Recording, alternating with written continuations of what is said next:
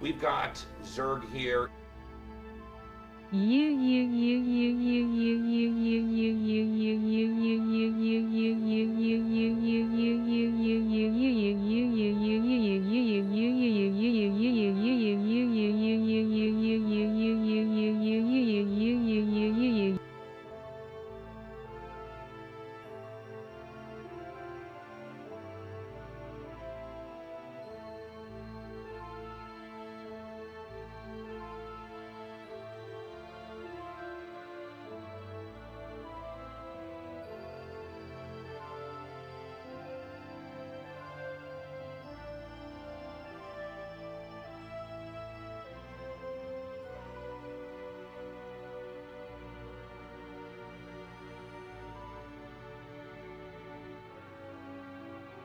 Hello, ladies and gentlemen. I hope you guys are having a wonderful time recently and today as well. Damn it!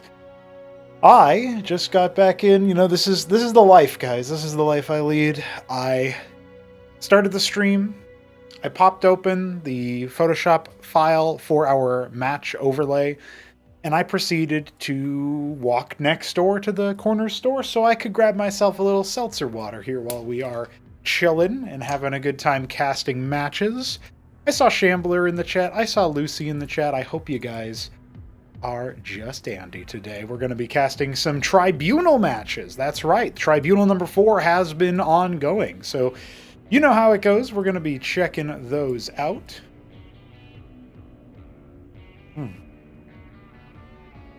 Tastes like victory, boys. And allegedly like a Georgia peach, but I've never had one, so I don't know. That is something I shall leave to the experts. We gotta get you sponsored by Celsius or something. Well, they are right next door as well, like they sell those, so it's indeed a possibility. Not something that is likely to happen anytime soon, but I know for a fact if I was sponsored by Celsius, I could just talk to 3Crow and be like, yo, dude, use my coupon code. They'd already be making mad bank. Come on. Pick a partner energy drinks. True. Brother, I've tried before. Branded energy. What's up, Godwheat? Welcome.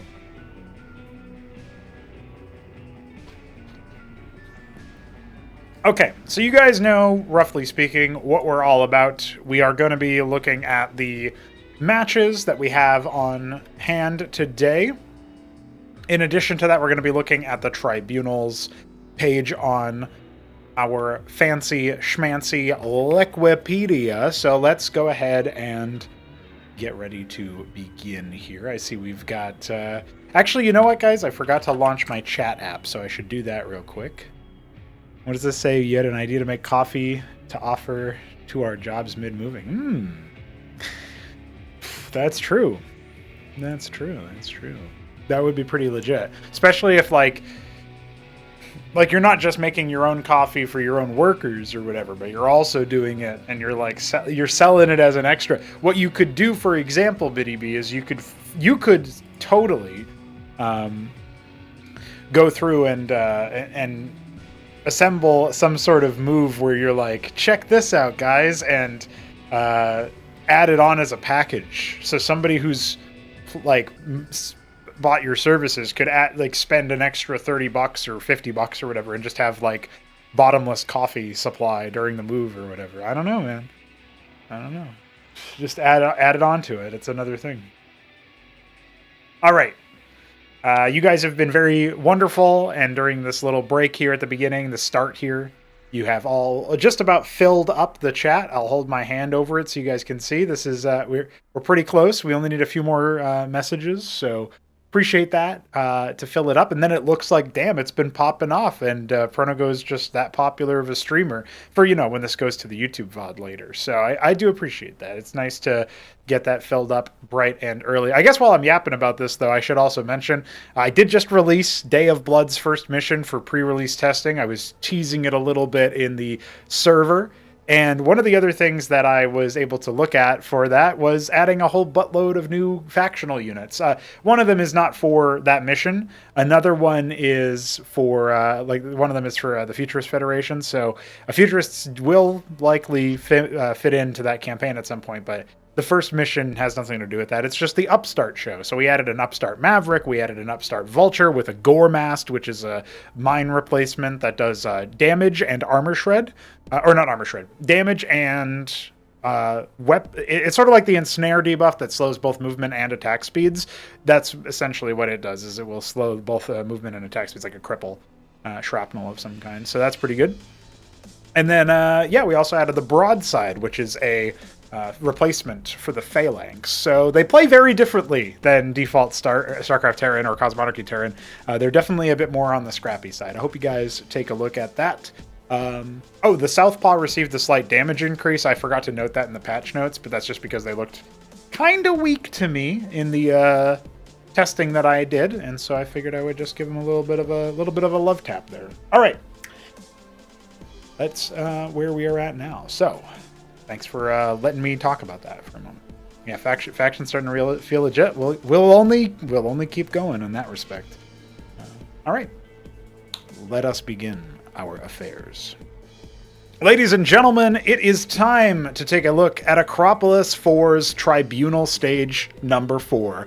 And I know we're not at 3-4s yet, but I hope you'll still join me in taking a look at this fantabulous event where we have a bunch of best of fives, a single elimination bracket, one player will qualify directly to the Battlement stage, and actually the field is kind of open. Let's take a look at our participants. But first, before we even do that, let's take a look at our maps, because the maps have no resemblance to anything that we have seen before. Not a single returning map from Tribunal number 3, as I will show you in a moment here. Acid Test, Crisis Vector, Frosted Force. Now, forget all of these maps. They're all gone, replaced with new maps or newer maps that have certainly not been seen before, such as Gilded Wall, a port of Golden Wall from Starcraft 2, done by Jujic, and Monazite, a Canoli-created island map.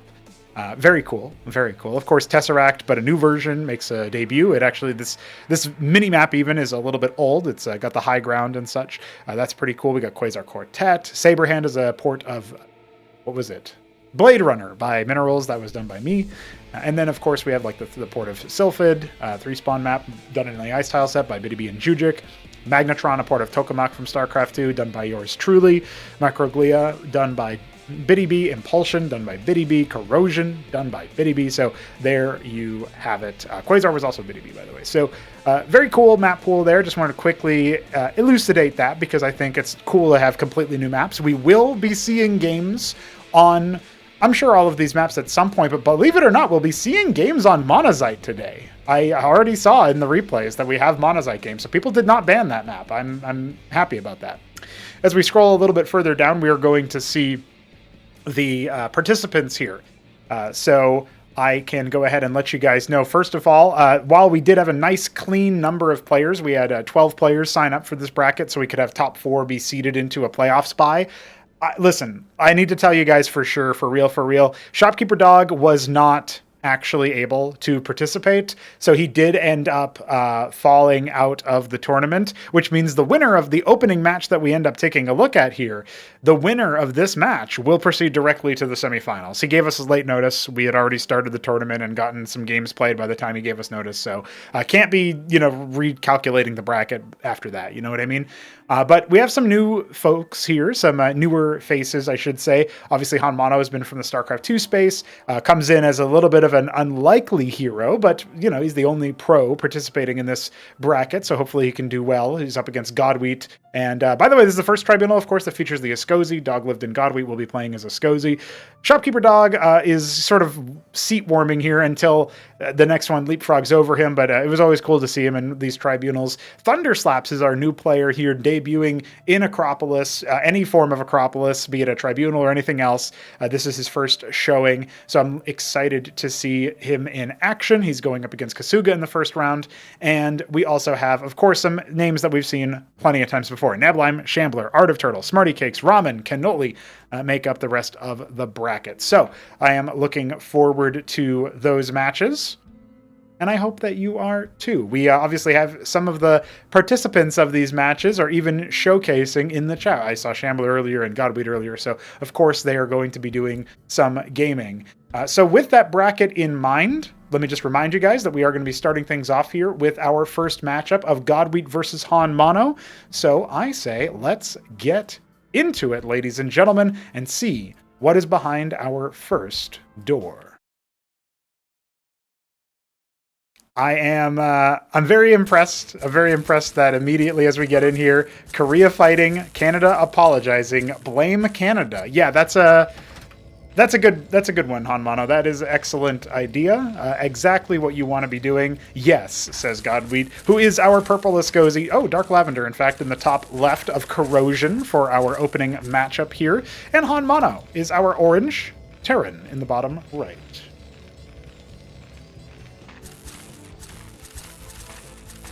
I have a feeling that with the Radix coming out, but not being power built, but a second Radix being made, this is signaling a little bit of a, maybe middle of the road timing, but still a little bit on the early side. The Escozy are a race of cybernetic lizards that have decided to augment themselves and try to leave their biology behind, and they do so by way of many epic things, including being able to jump to their allies or transfer the momentum of incoming damage into momentum for themselves, both in healing and in movement speed, depending on the unit, of course. Hey, Han Mono's doing something a little bit different, though. Han Mono is going for Fulcrums. Huh. That's interesting. So Han Mono does not typically play a mech-based style. Han Mono typically goes for bio, lots and lots of bio, especially Cyprians. And then if he's versus Zerg, he builds Savants. He's really a big fan of that. And he was starting to find some value versus Ziki in a show match recently, even with that kind of build. So I feel like the fact that he's going for Fulcrum here, I wonder if he's given up on that or if he has some other ideas. Either way, we will be seeing the Radixes start to churn out missionaries, the first of which is on the way. It has that ability that I alluded to earlier where I said that you take incoming damage and turn it into healing and movement speed. That's called Impact Dissipation. And it will be showcased here for a moment. Han Mono pushing out with his Vulture, laying a couple of lobotomy mines, and he is going to attempt to see where he can go with that. Looks like he's actually going to be right on top of the lobotomy mine. But, well, I don't know. I mean, Godweed's not going to draw too much closer. So he'll decide to abandon that for now. More Fulcrums on the way, but both of these Fulcrums are idle because he wants to go for Scrapyard off of only 2 Vultures. Now, typically this would be seen as a pretty greedy play. I guess he wants to go into Mass Blackjack. In the head-to-head, missionaries would lose to Blackjacks, but you'd have to focus fire, or you would want to focus fire anyway.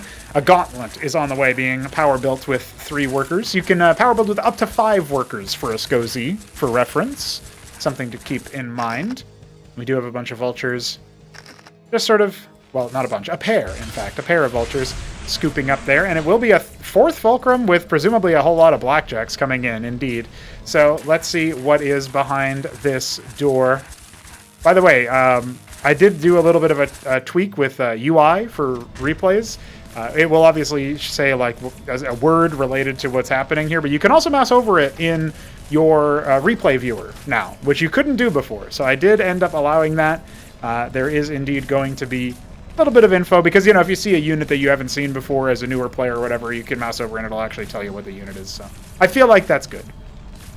So a bunch of Blackjacks are now, earmarked over here. He's being pretty safe. It looks to me like, I don't know. You know what it looks like to me? It looks like to me like Han Mono is expecting drops, expecting some kind of harassment, and doesn't really recognize any potential power push he might be able to do here. Now, Godweed's going to go for the expand, which Han Mono has not done here. And we are going to get some Matadors out. Now, I think the Matadors are going to be pretty hard for Godweed to contend with, just because they have 2 armor, and then when they're facing the source of their attacker, they get 4 armor. Guys, the Missionary deals 2x4 damage, so 2 attacks of 4 damage each with 0 armor pen, which means if they're targeting the Matador, they're reduced to 1 damage each hit, so they're doing 2 damage to this thing. Because it can't reduce it to 0 damage, which it would do if allowed to, if that wasn't a gameplay rule. So while the Vulture is initially tagged, one of them going down, you know, the missionaries are not going to be able to do a lot of damage to the Matadors. That's the bottom line. If the Matadors deploy, it's even worse. Although I guess they can't catch the missionaries, so there is that. But if they deploy, you don't even need to be facing the missionary. You can be surrounded by them. They'll all still be doing 2 damage. Pretty big ball of scrapyard units. Only 1 vulture left, but does it really matter? Right about now, it feels like maybe the answer is no. Missionaries moving forward. Going to be wandering right into that lobotomy mine, but only one of them getting popped. Other ones get cleared. The Vickers are going to be able to slow individual targets down and do a little bit of, you know, controlled splash damage. But again, it doesn't matter because the Vickers are not in enough number to actually kill the Matadors, and all the missionaries are all dead. So the Vickers by themselves would have limited utility versus the Blackjacks because they'd be able to start spreading that damage. And when the Blackjack gets dropped below half HP, it will be moving slower, attacking slower, just worse for its stats, basically, worse for its cost. And immediately you can see Godwheat doing what he needs to do, power building grandstands with the intention of using them for defense. His army is moving further towards his natural, though. He's not, you know, even trying to drag Hanmano's attention away. Now he's doing that with that 1 Vicar. It's not going to be very successful, however. Grandstand will be able to finish number 1, but the number 2 is already going to be brought down, and there's the deployment of those Matadors where they can attack faster.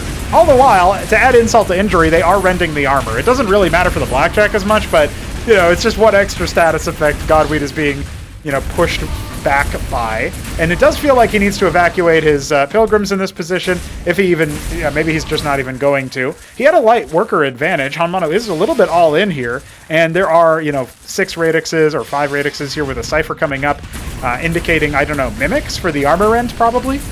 Or armor pen, I should say, armor pen boast. But, I mean, we see that writing on the wall kind of here, isn't it? I don't think Hanmano is going to be relenting anytime soon. You can see him trying to be held at the held at the pass at an arm's length. There you go. I got everything mixed up together.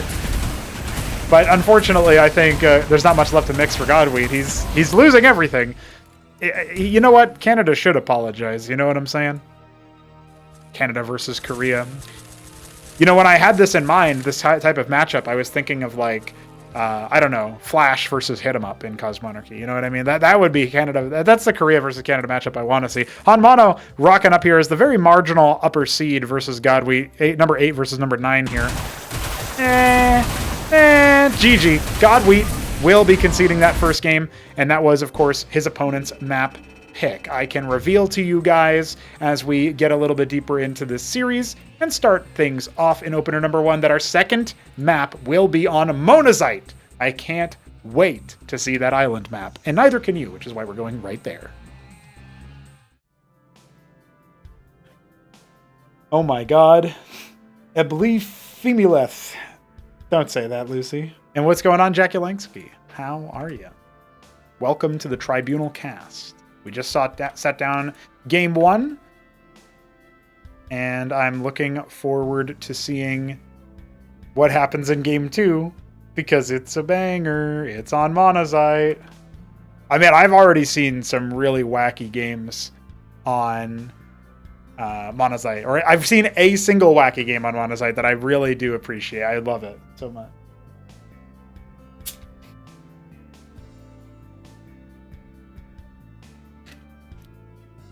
Maybe I'll love this one too. You never know. Just so you guys know, I'm going to be casting at least 3 of the openers. We had 4 openers. I already casted one of them, so I'm kind of going out of order. I casted the second one. That's the first one that I just casted now. Well, we're in the middle of casting the first one. I will be casting the other 2 openers that have not yet to be cast, but let's see here. I don't know if I'll be able to cast the quarterfinals today because I started casting so late. I was busy working on factional units for hours and hours and hours. So just letting you guys know what the what this is going to be looking like. Ladies and gentlemen, welcome back to game 2 now of Godwheat versus Hanmano. This is Let's Fighting Love. Okay, well, this is going to be on Monazite. This I am very interested. Goo Goo Gaga. That's my man. Hanmano in the bottom right is going to be our Periwinkle Terran. And Godwheat in the top left appears to be Cordovan? Cordovan Ascosi going for a function first. Wait. Okay, never mind. That does kind of make sense if you want to do like some kind of rove move or something. So Monazite, an island map where everything but the mains, I think, is valid terrain. Maybe this bottom left area is an island. No, even that is pathable to, yeah. So the island is just the mains. Everything else is the low ground. And for a while, the Scozi were really not favored on Monazite, precisely because it was really challenging for them to tech to air. They needed not just a function or a, what's the other one, the radix, but they also needed the Cypher, the Gauntlet, the sort of tech relays, if you will, for the Scozi. And Hamano is just going to, of course, he's just going to make a ministry. Beautiful. I love it. It seems like Hamano does know that this is a, an island map, so that's good. I think I picked the wrong one. Well, he's not, maybe he means they banned the wrong one. This is Godweed's pick. And I think Godweed even, am I correct in, I mean, he's in the chat.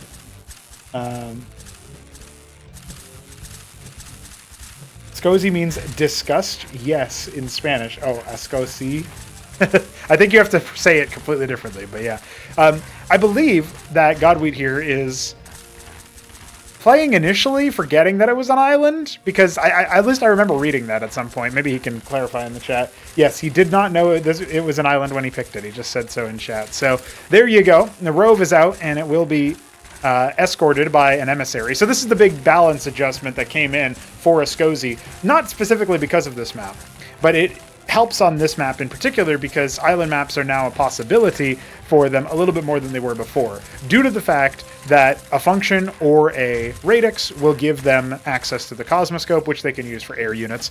At first, that means that they can go straight to Cosmoscope, but only train the initial 2 units, which are the Helion and the Emissary. But you'll need tech centers in order to unlock, of course, the Gauntlet for the Tirade, the Cypher for the Inkblot, which is also a pretty good one.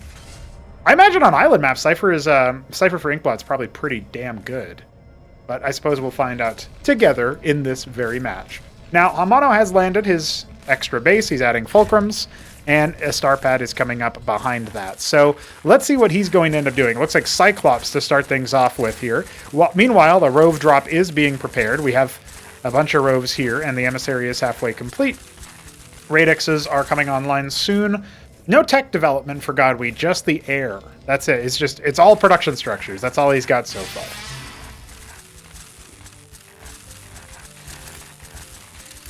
All right, here's the Emissary. Now, the funny thing about the Emissary, okay, he's going to go ahead and start unloading over here for the purpose of building an extra base. One thing, by the way, I noticed about this map is that Kenobi decided not to have town center markers for the mains.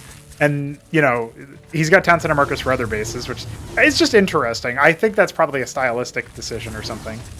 Somebody is just like, yeah, you don't need it because you spawn there. So, my thought is always, what if I lose my main and I don't know where to build the Nexus again? Huh. Anyhow, the Trojan is halfway complete. This will be a Cyclops drop, and it does feel like, the Roves are on the low ground.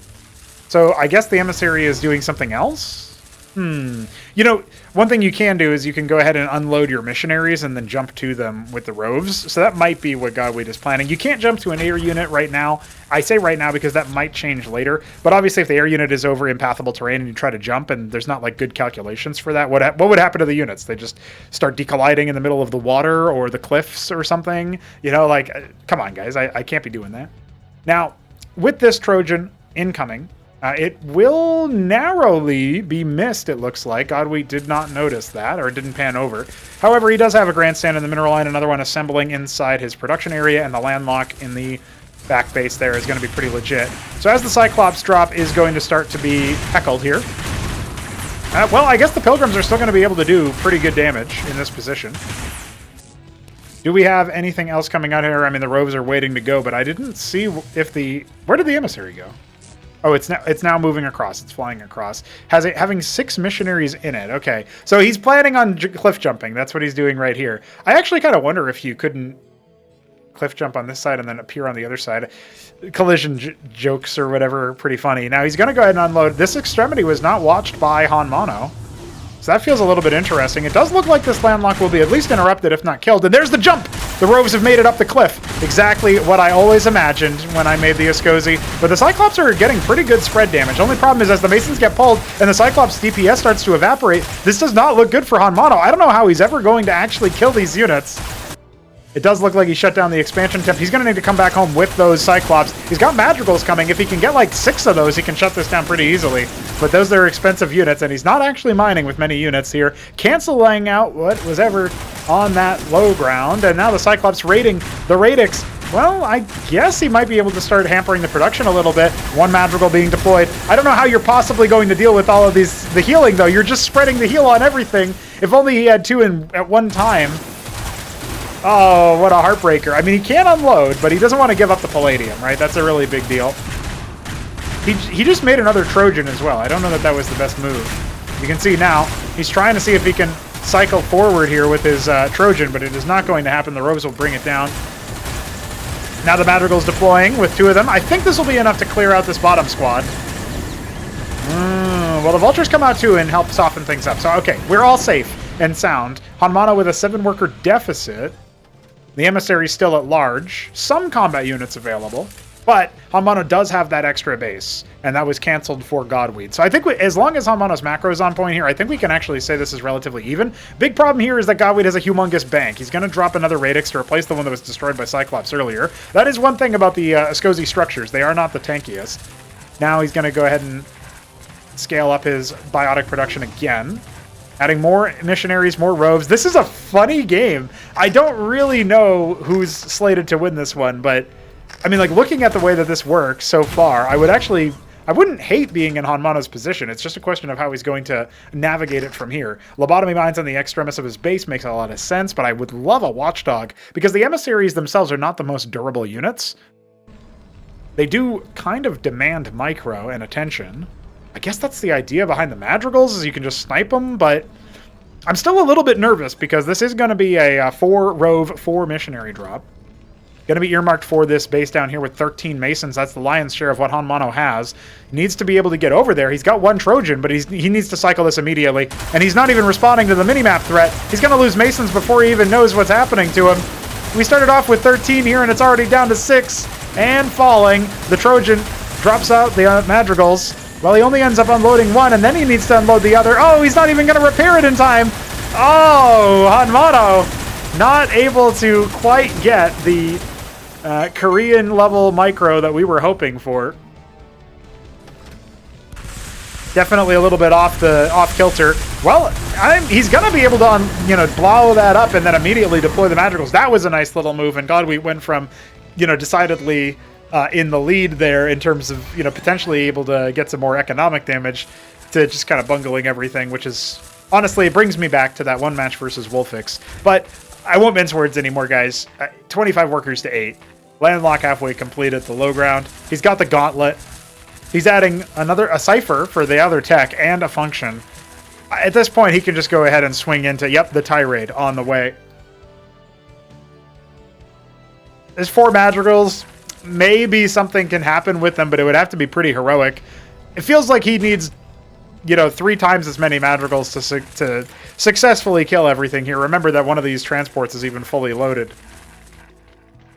One thing that the Rove or the Emissary has that you might not immediately appreciate is that the Emissary can load units from afar, sort of like the Warped Prism in Starcraft 2 Protoss. Now, unfortunately for Hanmano, he just undeployed his units, and they took a salvo out on the Emissary, but it didn't really matter much, and so all of his Madrigals just got given away for nothing. He got 0 economic damage, pretty much 0 military damage. I don't see any other corpses here, So, he could have committed them into the Pilgrims over here, and then, they would have been struggling a little bit, but that was not what he needed to do with the Madrigals. And while he has rebuilt a healthy amount of workers, his worker lead is not going, his worker production advantage has been dwindling as that landlock completes.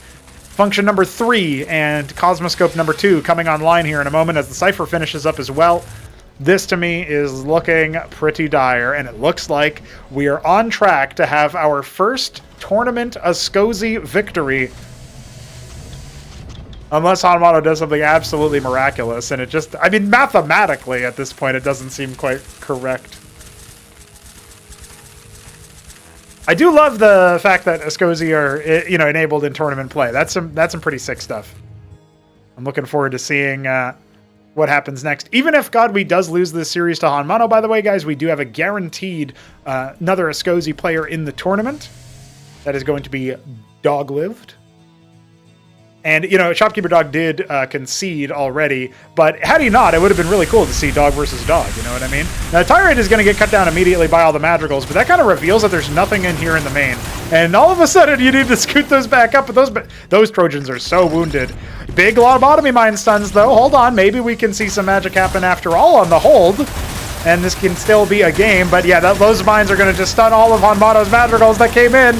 He's got one more that's loose over there on the ground, and it's not helping at all. He almost was able to kill all those units in the bottom. If he had all of the Madrigals in one spot, maybe it could have been different, but GG is called, and Monazite goes to the Ascozi. Well, I wasn't expecting that one, but I am very excited about what this means going forward, because that means we get at least 2 more maps between these two players. The Ascozi are not done yet. Pretty good stuff there. I'm a fan. I'm a fan.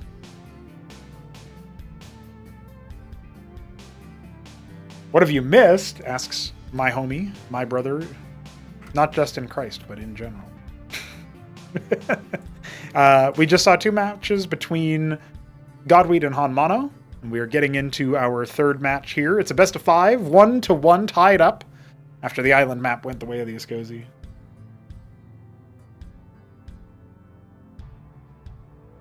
All right, ladies and gentlemen, let's do it. It's time for Game 3 between Hanmano and Godweed, and here we have Gilded Wall. This map is a good one. It's a port of Golden Wall from Starcraft 2, done by Jujic. I'm very much looking forward to seeing how this one takes place, because Monazite is the one that you would think, like, it's banned, and then people would pick Gilded Wall, because it's the other weird map that people would want to ban. But here we have a different story. Our yellow Terran in the bottom left is going to be Hanmano, and our green Ascozi in the bottom right is going to be I Am the Weed of God. And oh my lordy, we have a very fast scout. Is this even a scout? It's not a scout. Hanmano has played lots of StarCraft 2, obviously, StarCraft 2 pro player from Korea. This is exactly his style. Put a stockade over here, and he's just going to go ahead and proxy some stuff, I guess. Probably Hurricanes if I had to speculate, but we will have to see. Now, if you guys aren't familiar with the epic moves that you can do on Gilded Wall, I don't think anybody's ever done them, at least not in a tournament game that I've seen. If I missed it, then I really hope that I can find it at some point. But these minerals in the back here can be mined out, and once they are depleted, they can be walked through. The same is also true for these minerals in the middle, but they do require a few returns to do so. So you can't just go send one worker there and then all of a sudden you're good to go. That being said, I don't know if this is going to be something that's on Godweed's radar. I mean, he's fresh off his first Ascozi victory, being the chronological, canonical first Ascozi victory in tournament play. I'm sure his adrenaline is through the roof. So there's nothing back at home. The stockade, and then an anchor, and the float! The float! Okay, he's going to float the structure over, and Godweed is going to be none the wiser initially, but he is sending a rove across. I mean, like, what do you even do here? How about it's just going to go ahead and make a ministry? Like, what? He's got no defense, and no scout for the fact that he's under attack. This is absolutely outrageous. I feel like there's no way this can work. He's also making a Hurricanes, but it's an anchor. What do you even do with that? Hold on. The rove is starting to heckle the Mason that's building the ministry. Probably best case scenario. A Fulcrum! That's going to take forever to get online, if you can even get it online. All right. Mason is going to be killed there. Now the anchor floats over. I mean, God, we must know that there's something really goofy happening over here. I guess if he lands the anchor and puts the Hurricanes in it, he can kind of like tear stuff down or whatever. I'm not entirely sure what's happening, guys. He pulls the boys to try to get that pesky rove away, but he's not rebuilding the Fulcrum. He never retasked on it. Oh, it's absolute chaos. Loads up the Hurricanes in there. A Cyprian is on the way as well. And you know, the Cyprian is actually not blocked in terms of shots because the landlock took some damage there. So that's pretty big. He is going to try to get the Fulcrum back online. I mean, does it even matter? I guess he stopped the mining on the other side too, and Hanmano does have some money in the bank to keep making units out of his stockade. He's adding more in the form of the more Cyprians. He needs to actually get his Hurricanes onto the rove. No, he's busy attacking the grandstand. What was he doing? He ends up lifting the ministry and moving it away. The Fulcrum is canceled for more money. Locally, he can go ahead and load up that Cyprian, but he has no Hurricane. He has no more armor rend to deal with the landlock so that the Cyprian shots don't get blocked by something. And now the grandstand's going to finish. And ladies and gentlemen, our second Ascosi victory of all time. I love the idea, but it definitely needed some execution changes. It definitely, like if you told me what we've got cooking up here is, Hirakan Cyprian anchor rush off of a proxied stockade. I can kind of see how it could be done, but this is not how it could be done. This is not how you do it, boys. Pilgrims are running up on top of that Cyprian. The mining saber will harvest yet another this day. Holy shit. Guys, do you guys know that the Scepter and the Helion have the scrap passive where they consume the corpse of the scrapped unit? That's what the Pilgrims need too. They need to be able to scrap the units if they damage them. That's a really... You know what? Win or lose, doesn't matter. These two players have just made Cosmonarchy history by giving me an idea for a new passive for the Pilgrim. I can't wait to add that right after this cast. GG, boys. So that was a pretty deranged match. That was not at all what I thought. We're going into our next match here. Could be our last one. If Godwheat sweeps this from this point, he takes the next game. It's going to be looking pretty dire for our homie here. Not exactly what I was expecting for Han Mono. I did kind of think he would... I kind of thought he would just roll it, honestly. I didn't really... It's not that I didn't give Godwheat any faith or anything. I just kind of assumed Han Mono would build his bio, and what would Godwheat do against that? But we're finding out he's not building bio. Han Mono has one more chance here in Game 4 of this series to take things up a notch, kick things up a notch, and see what he can do. Take us to game number 5, which will be Macroglia if we get there. Godwheat is GLHFing his opponent, or I suppose responding to it, and going for the function, the fast function, even cutting a worker for the honor of doing so. Han Mono looks to be going mech again. His only time not going mech was that ridiculous stockade game we just saw from him, so that's a little bit weird. I guess it's been mixed results, right? If you think about it, he went mech game 1, and then it was like that weird island map where he went Madrigal. It was kind of cool. We're going back to basic, perhaps. I feel like he needs a little bit more than that. I don't know. I really think that had he gone bio, that would be more to his style. He knows how those units work typically. I mean, maybe not. We did just see the Hirakan Cyprian mishap where he might not have realized that the shot was not being blocked by the armor-rended landlock in the main base. But I don't know. I'm not really sure what's up with that. A lot of small errors went against Han Mono and gave Godwheat the advantage. Now, this is an interesting setup here. We actually have a Rove coming for Godwheat, and we also have another function. So this is a bit more of a rush. Like, Godwheat smells blood in the water, and this is a 3-spawn map, so there's a little bit of a risk in doing this, because he is going to be slowing his economic development just a touch, but also, perhaps in some ways more importantly, slowing his tech development.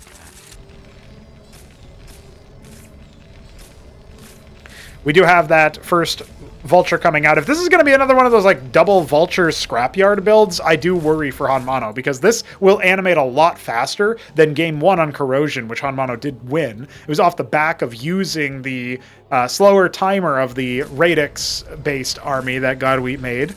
Roves are going to scout the map, getting very, very close, and immediately he knows, okay, my opponent is not in the bottom left. I can go straight to 12 o'clock, and we can rock it that way.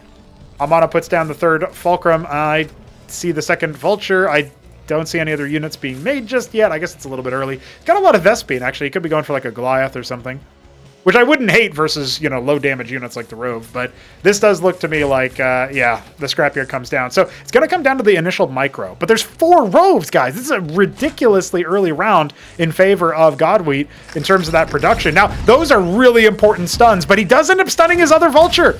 One of his Vultures does get stunned, and you can teleport. When you do that blink, you can interrupt incoming projectiles and make them miss, depending on the timing. We'll see what the timing is with our players here. Another round of Mind Stuns. Well, he really needs to pick that first Rove and drop another one. He's not producing other units, or is he? No, only now 1 Vulture is halfway complete, and there's so many more Roves on the way. Guys, Han Mono needs to pull the boys now, and his Blackjack production is beginning. He's got 3 of them on the way. And one vulture is done. Only some of the masons are being pulled off the line. I think you need everything here. And immediately that vulture can't lay a single mine. Hanmano, oh dear. This is facing elimination if he doesn't end up mounting a defense, and they go right after those blackjacks, which start shooting a lot slower once they get dropped below half HP. Scrap drones start to fall to pieces, and the mine micro there, the jumping, is more than enough for Godwheat to drive the last nail into the coffin. I don't think South Korea is going to be getting very far this time, ladies and gentlemen. That's the last of his blackjacks, and he's just being spawn camped, rove after rove. Hanmano cannot believe he's been defeated by a race that doesn't even exist in Starcraft. GG. The Escozi have won a series in our very first opener in Tribunal number 4. Lads, I was not predicting this outcome. Congrats to Godwheat for making it through, and as previously mentioned, as his next round opponent would have been Shopkeeper Dog, but Shopkeeper Dog did end up bowing out. That means that we are looking at a Godwheat Canadian Escozi directly into the semifinals. Yeah, you can talk him up, talk about how he's so lucky, what a lucker dog, and you're right, but he did beat Hanmano, so fair dues there. GG.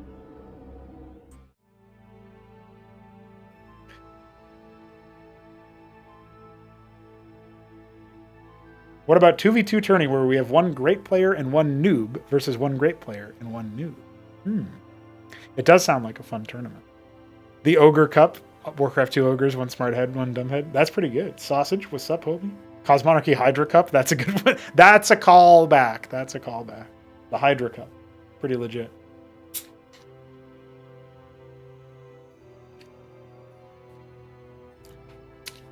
Some of those games did not look very competitive, but I hope to see Hanmano in every tournament because I feel like he does bring some funny stuff.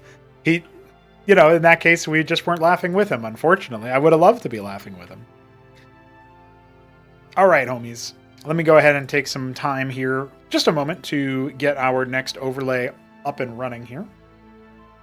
Going to go up into opener number 3. We're going to be looking at Top Ramen versus Cannoli, and then we're going to be looking at Art of Turtle versus some Marty cakes. So those are going to be the other 2 series we cast today. If I have a lot of time, if those are really fast, I might cast more, but those are the 2 that I know I'm going to be casting before the end of the night.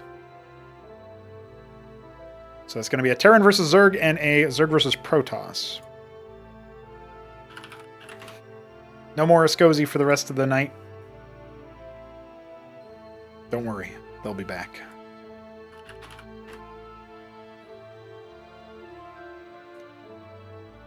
They have lived to fight another day, for sure. Weird to see Top Ramen only have seed 6 in the whole tournament. That's something weird about that. Something very weird. Okay.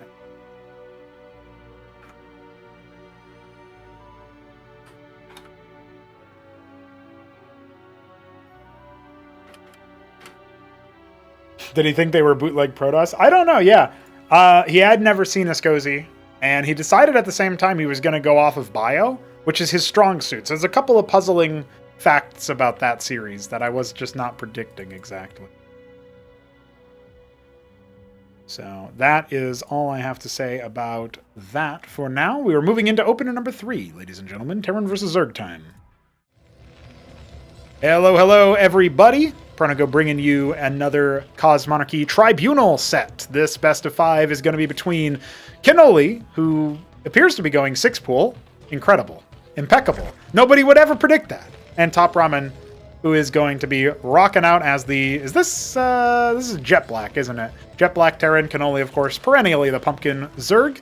Now, these two have faced each other in previous tribunals, in previous tournament matches in general. And typically, Ramen does get the better of him. I think the last time Cannoli did damage to Ramen, if I'm remembering correctly, he took a game, but was not able to finish the job. And that would have been in a best of 3, if I recall correctly. So that was not actually a full best of 5 in one of the other tribunals for Acropolis 4. Nonetheless, these players are very experienced in Cosmonarchy. Cannoli's a little bit of a... he's got some memes about him, you know, classic Cannoli, haha, classic Cannoli. Thanks to Google AI for that one. But Cannoli is also a player who has always played with low APM, let's be real. So it's interesting to me to see him continuously find some power, and he's showing a little bit of interesting decision making here with a 6-pull. He's not typically known for his aggression. Usually you lose games to Cannoli because you're allowing him to do his own thing. You're not pressuring him very often. You're not taking advantage of his poorer multitasking when compared to other top players. So these are just all the things that you got to think about. But Cannoli is going to be sending those Zeths across the map. That's 8 of them moving across the map. It is going to be the classic Zergling rush just done in Cosmonarchy. We do have a Vulture that is going to be out by the time the first round of Zeths is complete. Some micro will be demanded of Top Ramen in order to do the kiting shots. Also, keep watch on those lobotomy mines that the Vulture can place. Oh, hold on. He's not actually responding to this threat very quickly. A little uncharacteristic. Definitely wasn't expecting this. You can just tell by the movement of the unit. And just ignoring the Vulture with most of the Zeths, or a couple of the Zeths to try to pick the workers, forcing a little bit of sabotage here. But that second Fulcrum will end up finishing. So this doesn't look too bad initially, but let's see how many more Masons end up going down. We already have a lot of economic damage dealt to Top Ramen, and that's not where I thought those Zeths were going to go. 2 of them are still at large. Finally, they will be brought down, but there's only 8 Masons left with a 9th on the way. Oh, it looks like there is actually a 9th one over here by the Fulcrum. Hopefully Top Ramen notices that. Now the mines are going to be laid, but there is no aggressive follow-up. This was your very rare 6-pool into macro behind it play. I mean, does anybody do it like Cannoli? The answer is... sort of, but not nearly as funny. Cannoli is going to start scaling his economy a little bit late, but he's got great larva production at this point, and the Quas are out in time to deny the Vultures, so even though there's a little bit of micro there from Ramen, I mean, there's no damage that can be done from here. Taking advantage of that ramp, give you +1 weapon range shooting down it, and now, of course, Cannoli's just going to confirm that there's no mines laid, no Vultures hiding behind the base, and now moving forward. We are on Corrosion for map number 1. I did forget to call out the map name, but this is a Biddy B map, 2 spawn, top left, bottom right. Will not be surprised to see it become, emerge as one of the more standard maps in the pool that people handshake on. That being said, I thought for a second Cannoli was going to expand. Turns out no, he just wants to double down on making more workers and starting to have even sort of parity. It's kind of weird. Like, besides the psychological impact of being 6-pooled, Ramen is fairly even in terms of workers with the Zerg, and that typically favors Zerg play because they do usually take a while to get up to higher worker counts, but they also typically get higher base counts faster, and then their worker counts start to, really, really shove up the numbers. I can't really say Cannoli is doing either angle there, but he's pretty crafty with the burrow. He knows to burrow here, get the longer range of the Vulture, neutralizes. They have to stand on top of the Quas to make things happen. Now, a Vornath is on the way, and we also have, interestingly enough, a Circuth coming. So I think that might have intended to have been another Larvosk to try to continue upgrading his larva production, but now he feels a little bit pressured, so he ends up adding the static defense instead. It's not the end of the world. He can send the Zeths over to pop it, and then it'll regress into a K-Grid, which he can turn into the Larvosk after. And now we have that Ministry coming for Top Ramen, which will float over to the Natural when it's complete. So that's our little bit of a update on all of the different units that are being made right now. Some Cyclops sauntering across the map with some more in production. I would not be surprised if Ramen goes for a star pad soon to start dropping those bad boys. Meanwhile, it will be Vornath. Obviously, now that it's hatched, we have the Vorph coming in. Those will ensnare units on hit, and just in general, they're such a nuisance to kill because they're more armored. And look at all the mines that are now acting against Ramen's forces. Oh, no! Every unit going up in smoke. Not even much rubble left over after all of that, and Cannoli's going to be charging across the map. By the way, he did not make workers for some time now. He is just making only units. 3 more pairs of Quasilisks on the way. The Vorvs sink their teeth directly into the Cyclops. Initially a bit of a pullback there. I wonder why. Cannoli waiting for some more coming in. And the micro from Ramen here is pretty good, honestly. He's trying his best to stutter step backwards, but, I mean, there's mines that are just waiting to sell him down the river. Instead, he cycles away. This is really, really good micro from Ramen. He got way more out of that than I think anybody would have expected. But the problem is he has no other combat units. He needed to do even more with that somehow. And he just has nothing left to micro. His lodestone is on the way. All hands on deck. Starting to make macro masons out of this ministry instead of lifting it. What a weird looking game. He's got 2 more Cyclops coming. The last of the lobotomy mines, like the last of the goddamn Mohicans, is about to pop. I don't think we're going to be seeing much more here, but thank you, Merit5Q, for the follow on Twitch, as Cannoli is primed to take down this Lodestone. It's got a lot of armor, but the Vorbs are reducing it a little bit, and that is a wrap on the military, ladies and gentlemen. I don't think Robin's going to dig himself out of this hole. He'll even drill, but GG is called, and game 1 going the way of the underdog Zerg Cannoli. Seed 11 in the tournament, taking down seed number 6, but it's a best of 5, not a best of 1, so we'll have more games coming up. What a wild chain of events there for game number 1. Let's get into game number 2. Aw, no. Merit5Q is a bot. God damn it.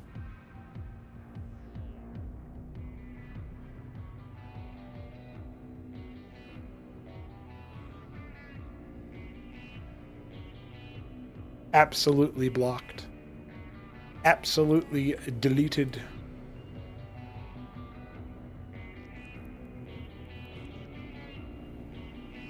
Okay. Where were we?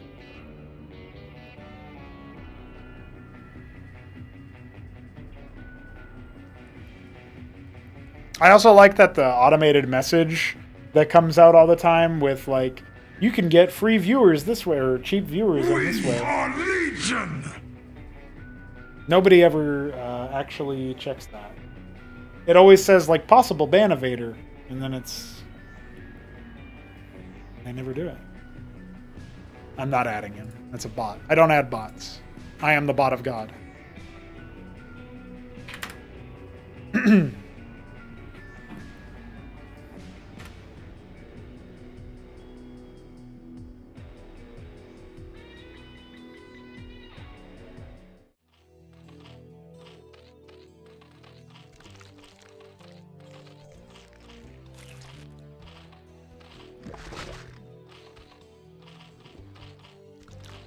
Ladies and gentlemen, game 2 between Top Ramen and Cannoli is now on your screens. We've got Terran versus Zerg for a while longer here, and while Ramen has dropped that first game, he is the favorite. He is the superior player from a mechanical standpoint. He'll need to be superior from a strategic standpoint. And Cannoli is already doing something a little bit different. No 6-pull, but still a pretty early one, all things considered. And now banking for the inevitable Larvosk that he wants to build towards. We did see also he went for the Kalkir Lake and the Dying Embers of that first game. I'm interested in what comes from there. His Larvosk placement also pretty interesting. We're on Tesseract for our second game. Ramen's going to first scout him, so a little bit of luck on his side. Ramp, of course, is over here. A little bit hard to defend this Larvosk from a Vulture run by, which, by the way, Ramen also dictating the pace with Mech. Typically, you don't go Mech versus Zerg, but I'm happy to report that we have a lot of variety with how some of the top Terrans end up picking their builds versus Zerg. Obviously, Hanmano loves to play Bio versus Zerg, specifically with Savants. We obviously have a lot of Mech players in general, but we have seen Bio play go back and forth and wax and wane in terms of which one they prefer versus Zerg. So we'll just have to wait and see. The Larvosk is done, and we have some Quasilisks on the way. Kind of a sick fake out, even though I don't think this would happen. But later on, as the value keeps going up of trying to get as much greed as you can in these matchups, Ramen is no fool. He knows that Quasilisks are going to be able to deal with his Vulture on the ramp. And right now, it's pretty meta to still send your Vulture anyway, even though you're not likely to really do anything. And we see here, actually, Ramen is going to go ahead and pull back and just slowly mass up a couple of extra combat units before he decides to move across the map. So Cannoli didn't actually need to make these Quas right now. He could have let the pool pop, it be scouted by Ramen, and then he still just decides, doesn't matter, I'm going to go ahead and make Droleth, and just make that happen. Now, he has cleared a mine over here on the other side of this bridge. Ramen responds by moving his own Vulture like a chess piece forward, taking some more ground. One Quas will confirm nothing in the top left. The mine then kind of does indicate that it's bottom right. We'll see what Cannoli does here with the Vultures starting to posture underneath the ramp. This is a lot of Fulcrums on just the one base, but you can always just not produce units out of it for a little bit if you're waiting to build up a lot of, military initially, and then you just wait until your resources are ready for an expand. develop your economy that way. A bunch of lobotomy mines have been planted, but they're not immediately being guarded, so one Quasilisk just goes ahead and clears a bunch. So a little bit of egg on Ramen's face. A lot more eggs just hatched. And Azorka's Shroud is completing in the background of this. So this Quas is just going to confirm, once again, where Ramen's base is at, but also probably clear a couple of mines on the process. Is it on attack move? It is not, so that's smart. You don't want to send an attack notification to your opponent about their mines. They might end up safeguarding them. Let's see how quick the minimap presence is there for Ramen. It turns out right now, not very quick at all, isn't it? Well, he will end up clearing that, so there is that to think about. Quas getting ready. Ministry on the way. So Ramen will be moving in that direction for that expansion. And he's got a bit of a Cyclops mine containment. Somebody in the chat pointed out that the lobotomy mines are pretty fun when they end up stunning your own units. And I agree. I love when that ends up happening just because it's very cinematic. But you don't really love to see it from the perspective of, you know, you're looking for the higher skill play. You don't want to be standing right on top of them. And Ramen's already making adjustments in his unit positioning. Now we have some Drolats being pulled over here. I don't know. That must have been intentional because some of them have minerals in their beaks, so to speak. So clearly Cannoli feeling a little bit pressured here. He ends up losing a couple of those workers. Those are juicy targets, this whole stack of units over here for Ramen. He's going to go after that Larvosk, and we will end up seeing a lot of power there in favor of the Terran. But still, the Lakes are out. We've got Zorius as well to survive those attacks from the Cyclops. And as the attack cooldown debuff of the Rillarocors ends up reducing this army's power, Ramen's going to have to take the advantage that he ended up getting there and say, okay, I killed one of your production structures. That's going to have to be enough for me for now. Can only has a huge bank. Can definitely throw down a hatch. And is going to just make some more Drolath. He's, you know, under the pump a little bit. Ministry for that expansion coming up. Ramen going to double down on his position. He's got that scrapyard up behind this, and he has gone for Matadors with the star pad in rotation as well. We know he'll be dropping. But the star pad's also going to be for the Anseal, so he can detect those Lakes. I don't know. I mean, Matadors could maybe just force their way up by virtue of their impressive durability. He just hunts down exactly where that lake is, and one of them is going to indeed be brought down. Matador, ooh, will be sniped away at the end, though. Another lake staffs the spot. Matadors are pretty tanky, right?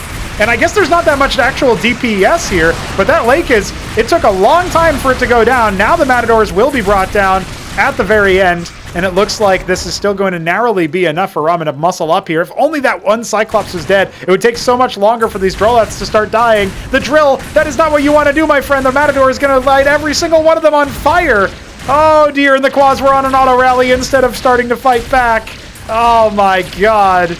Down to 4 workers. GG. Cannoli doesn't even want to try. And I don't blame him. That was a statement victory after the 6 pool got the better of him. Ramen's just like, yeah? Well, I'm going to do this to you. And Cannoli did not have the answer in time. I like the early Shroud timing in theory, but maybe needs to pair it with a circuit at the ramp or something. And very, very quick stuff from Ramen. I feel like you got to be a little bit worried now on Cannoli's side because he's like... Well, it's easy to defend a 6 pool if you think it might be coming, but I don't know what I'm going to do to defend that. Let's see if he's got the answer in Game 3.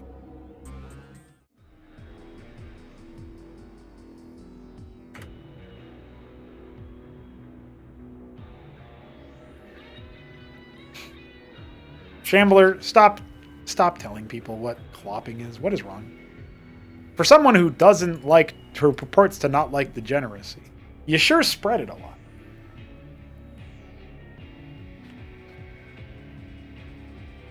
Smarty is up versus Art of Turtle in the last series we'll cast. So Smarty in the chat there, just so you know.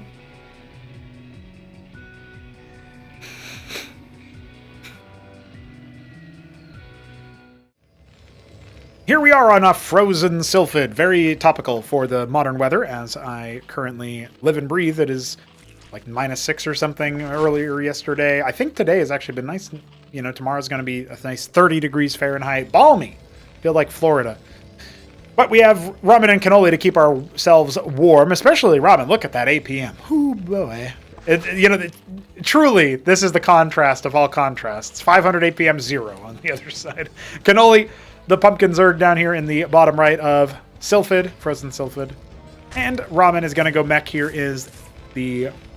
Oh, actually, I think this is just black then. No, Dim Gray Terran in the bottom left. He just adds all of the achromatics there, the dark achromatics. And occasionally, yeah, that's right. He has the white ones as well, the light ones. He's got like platinum, silver, a couple of the ones that are brighter. Either way, though, he likes to make it hard for me, and I appreciate the challenge. Let's go, boys. Cannoli is doing the Kagrant Pool Larvosk build. So this is a fairly standard one. Pretty similar to his Tesseract build. We'll see if he follows it up with a fast Larvosk, or a fast second Larvosk into a Zorka Shroud. We will have to wait and see. While we are waiting and seeing, if you guys want to support Cosmonarchy further, streamlabs.com/pronogo, we are currently accepting funding for a newbie tournament, sort of like the Hit 'em Up Hash, where you have to be Class 4, Class 3, or haven't played, depending on if you're brand spanking new, and then you can join the tournament. We're hoping to get the funding locked and loaded by the second week of February, because Alexander's birthday is coming up, and it would be pretty cool to have a birthday bash for him that's all about them newbies. I'm sure he would appreciate that as well. So if you guys want to help that be a reality, streamlabs.com/pronogo. Appreciate all donations. The first Fulcrum has already spat out a Vulture. Another one is on the way, and it does look like that Mason met a Grisly end while we weren't looking. But this is that mind game I was talking about earlier. He just made a Mega Droleth push, and only now is he going to start adding those Quas. So it seems like Cannoli thinks he's going to go Hydrith to try to box out the incoming mech play, since that seems to be what Ramen wants to do 2 games in a row. Now, Cannoli doesn't know this, but it's 3 games in a row here.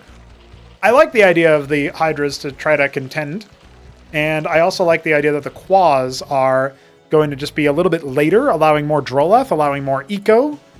It allows you to afford those units just a bit faster. But we are also missing that extra larva production, so just keep that in mind as the scaling is not quite there for Cannoli just yet. I feel like he needs a hatch or something, either, if not as an expansion, something else. I don't know what he's going to be making with all the money in his bank right now, you know? Mines are being cleared. The Vultures are being convinced to go backwards. Quaz is scouted 12 o'clock and now is going to saunter forward.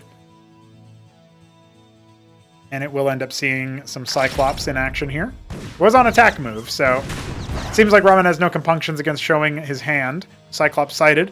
Iziracors are a great choice versus Cyclops because they will deal that bounce damage, they will target a bunch of enemies, and they take a while to be brought down by the Cyclops fire. Third Fulcrum on the way. This feels very familiar. Ramen not changing it if he doesn't have to, it seems.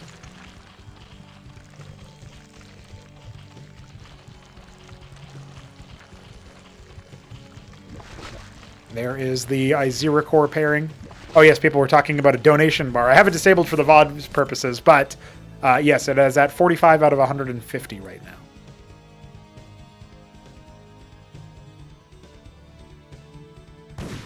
All right, first of the Quas is going to be sniped.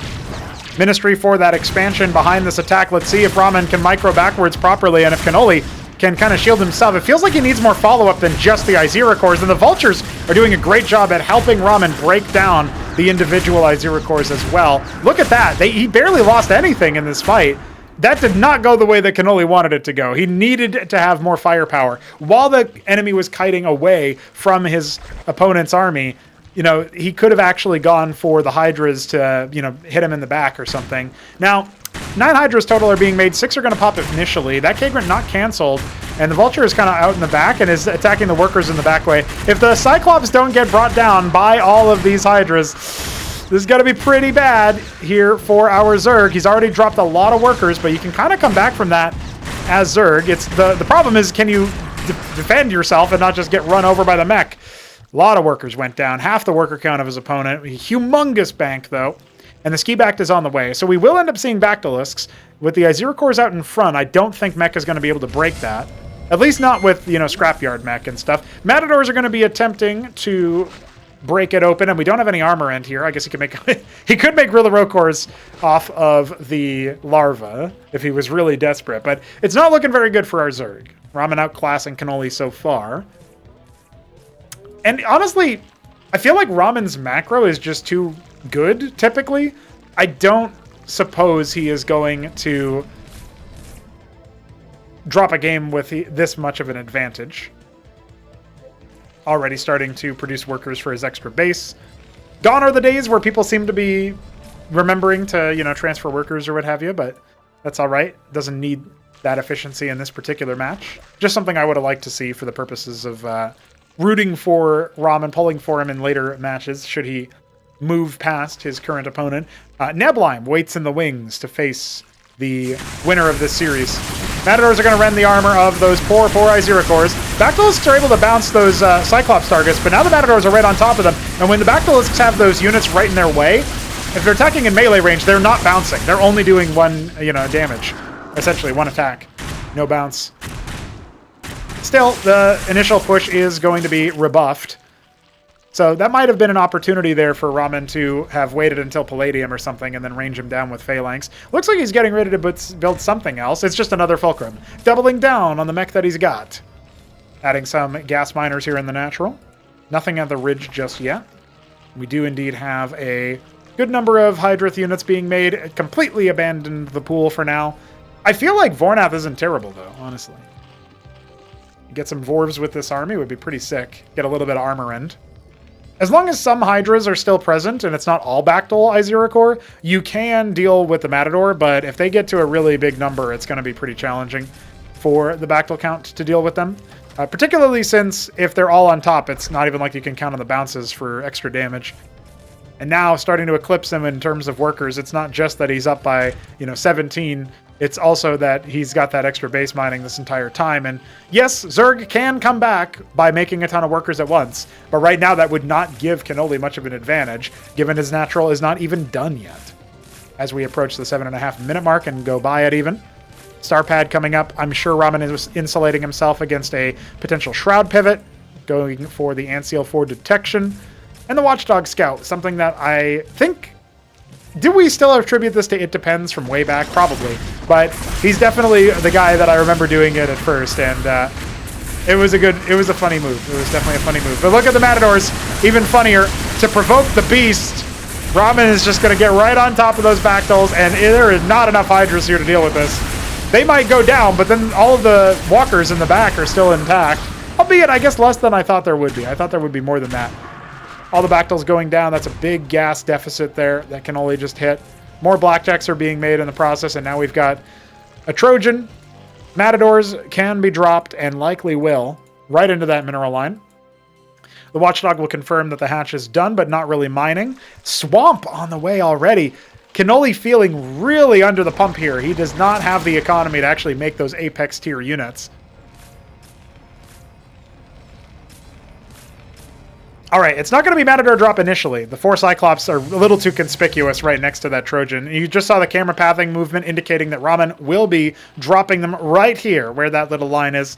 So that is where he's going to be going inside the main base. Army is out here in the front with no advanced scouting over here in Avaleth or extra base or anything. So that's going to have to be a very quick reaction from Cannoli. And Ramen knows it. Ramen knows that Cannoli is not always the best at responding to this drop. This feels like the necessary setup, where Ramen's controlled the pace of the game, he's lined them up, and it feels like Cannoli's about to get knocked down. The swamp will finish, and it's the worst time possible for him to start gestating units because his enemy is at the gates, and it doesn't really look like he's ready. He's adding the static defense. He's going to see if he can stall him out. That drop is in. That drop is in, and we are starting to lose workers left, right, and center as the Matadors attempt to force the issue before Cannoli can actuate his tech.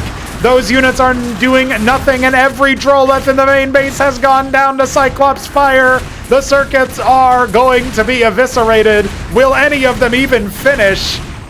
Tetzoricor starts just one lone Tetzoricor. GG. If there was ever a microcosm of what went wrong in that game, it's the one Teth being made as the last of the workers die. Well, a commanding victory for Top Ramen. Looking forward to our next game, but it could be the last time we see Cannoli on the big screen.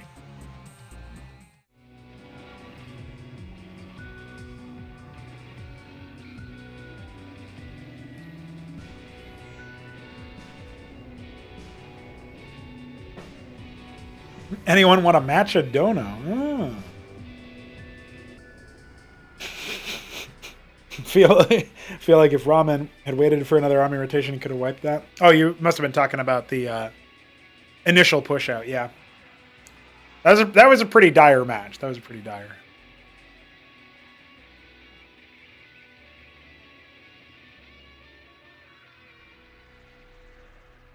I feel like Cannoli wasn't that far off of doing something that looked a lot better, but the margin was very tight. So let's be real.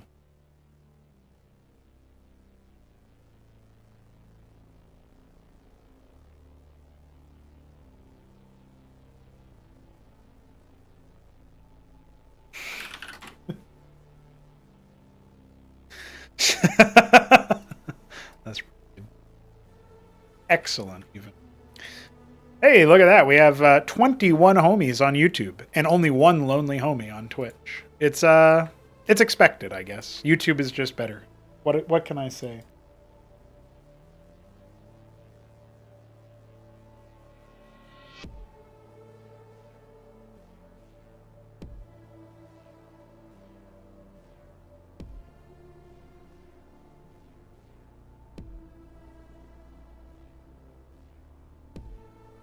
YouTube. Yeah, if you donate, you can do it through. Oh shit.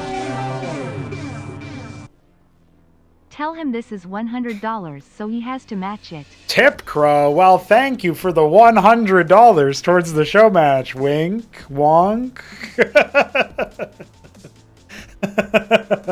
Wow, those are funny looking $100 bill, but I'll take it. Yeah. Thanks, homie. The problem is Tip Crow could be my brother or it could be 3 Crow. I have no idea. I have no clue. Well, for some reason the Streamlabs donor bar only put in $10 towards the goal instead of 100, but it was okay. It's just like I didn't know, but thank you 3 Crow at 10 Crow. I mean 100 Crow for your donation. I appreciate it. All right. It is just about time for our final match here between Top Ramen and Cannoli. So I say we get to it here, unless Cannoli can avert the absolute disaster that has been the last couple games. I will say that penultimate game there just now, the one that we just played, wasn't as bad as I'm maybe making it sound. But it has looked a little bit hopeless for him. I hope he can avoid getting absolutely owned. Let's find out together. Ladies and gentlemen, Pronago bringing you a fantabulous match of Cosmonarchy for Game 4 between Top Ramen in the top right of Magnetron and Cannoli in the bottom left. This is Pumpkin versus Snow. That's right, Pumpkin Zerg, Snow, Terran.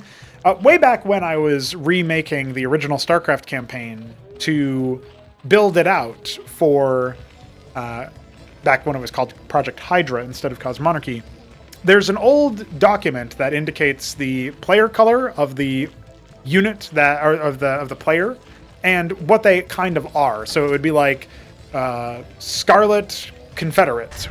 That would be one of the factions, or Scarlet Dominion, I think. Scarlet Dominion Air, or something like that. And in one of the missions, there was supposed to be an experimental set of Zerg, and they were just called Pumpkin Experiments.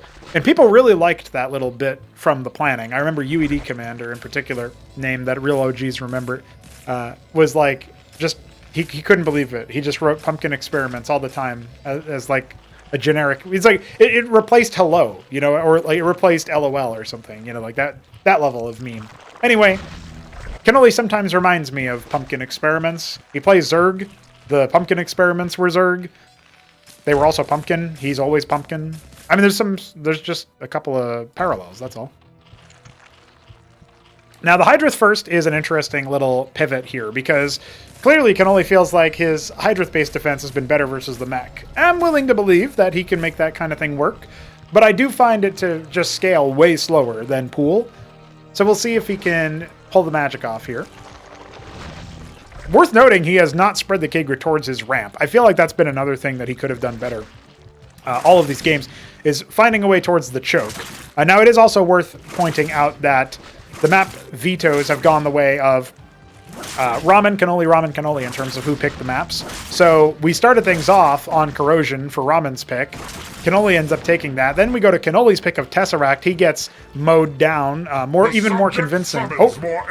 Oh shit! I heard someone donated 100 USD. Holy moly, ladies and gentlemen, I am you, aka my brother, just spent $100 matching the $100 minus $90 that 3Crow donated.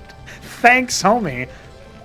I guess that means that we're good to go on our donation goal for the newbie tournament. Well, wouldn't you know it? That is IMU. That's an IMU right there. What a guy. Well, newbie tournament locked in, but if you want to keep sending me money for it, I'll gladly accept it. It's going to a good cause. I'm a good caw. He actually did do it. Yeah, that's pretty wild. Well, I got to lock in for the rest of the cast here because it does look like Cannoli's about to jump in head first. Zerg flailing, Vulture flailing, but I do appreciate that very much. Thank you. Venmo told me I was a fraud, so I had to PayPal. Yeah, that sounds about right. I think I only knew you. I didn't even know you could use Venmo for that, so maybe you can't. Maybe it's a fraud. A lot of Larvosk, a lot of Larva, a lot of Iziracore and Hydralisk. The Ovaleth is on the way, and that means that we are going to see some kind of drop. Do we even have another Iziracore, though? Is he going to do it? Don't do a Hydra drop, Cannoli. What? Oh, God. Patui. Why would you do that? Well, maybe he can make my gross out sounds seem silly, but I don't think that's going to work out for him at all. I think he needs every unit that he can on the defense. Hasn't he seen the size of this army that is marching towards him? Unbelievable. Iziracore, Hydras. More Hydras. More Hydralisks. More. That's what he needs right now. He does not have it right now. He is... I mean, maybe with the ramp defense, he can actually make something happen here. Let's find out. I might be making a mountain out of a molehill. Pretty quick reactions, but he just lets them right up the ramp. He's got more Hydras hatching. Iziracore drawing the initial fire. These Cyclops are going to do a lot of splash damage, and we do not have a good spread of micro coming out from Cannoli. I think he's just going to get flatlined right here at the beginning, and you can see those Vultures taking forever for the Hydras to actually kill. Only 2 Izirakores was definitely a bit of a whiff. And now we have those Hydras just getting shellacked immediately. The Vultures hanging back behind the minerals. We got Izirakores coming out. And as the scrapyard comes on down, the triple Hydra drop of Ultimate Doom and Destiny is starting to go live inside that main base. Oh, no.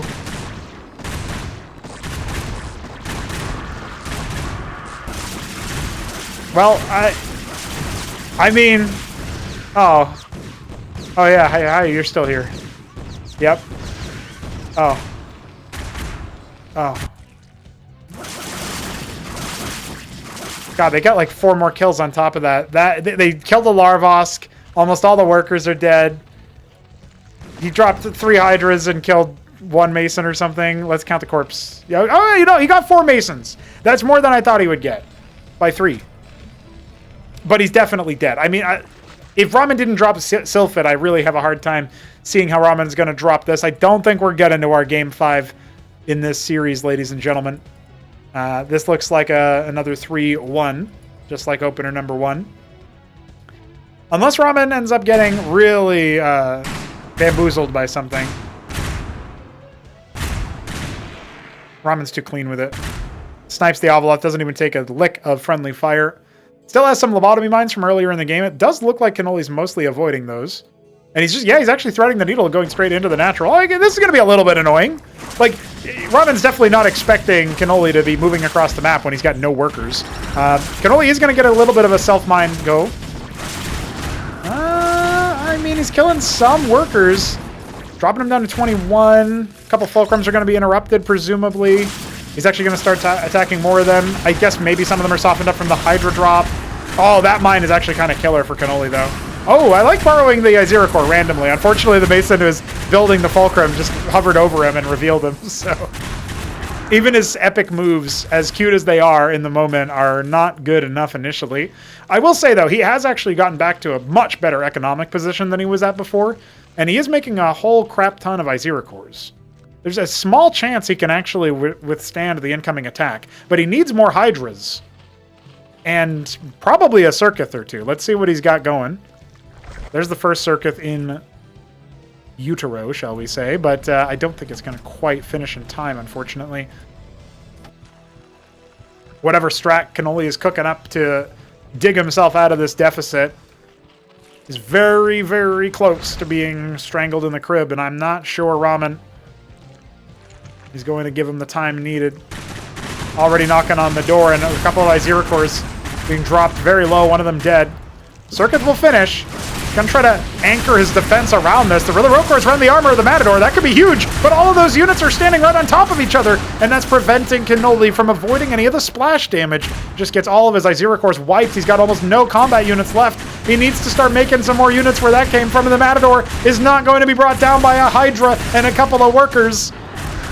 Ramen is just about done with this series, ladies and gentlemen. He has a couple more combat units coming. Blackjack's storming the gates, and GG is called on Magnetron for Ramen to move on to face Neblime. What a beautiful reunion that'll be. Guys, Cannoli did do what I didn't think he would do, which was he looked like he maybe was on the precipice of a recovery. I thought after that Hydralisk drop, that was a no way, dude, no way moment. But he did it. He made it happen, and I like that. This is Single Elim, cutthroat format. We will not see Cannoli again until Tribunal 5 in terms of the Tribunal cast. So I hope that you join us for, anytime he shows up for a weekend wage or a fun newbie tournament or a wackadoodle move anywhere else. But GG's, and we will be going to our next cast very soon. Stay tuned.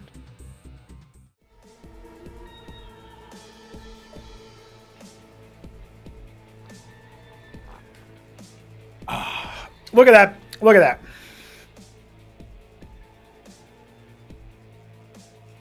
It looks good full. I'm just saying. The one pair of Relvar armor end was really good for the Matadors. It must be said.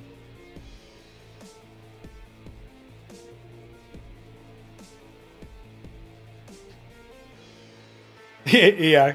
Kian did the voice acting for the Matador. One of its lines is, "I ain't your Huckleberry."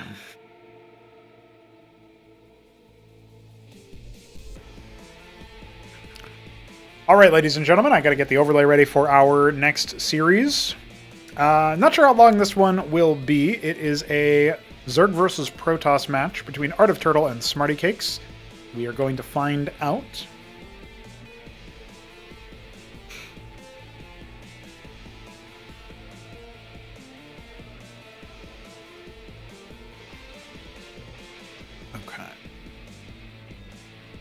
Seed 7 versus Seed 10 coming up here.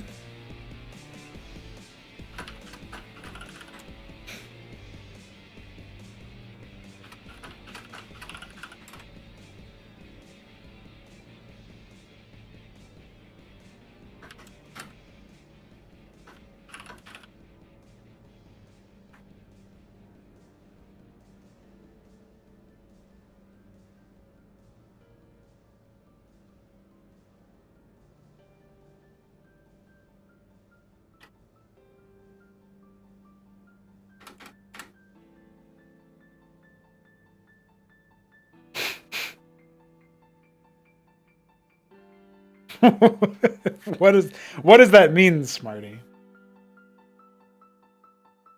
Save it for Shambler. Got him. Cannoli is prime team material. He clearly knows his economy and building up. He's just pants at micro and better as an anvil.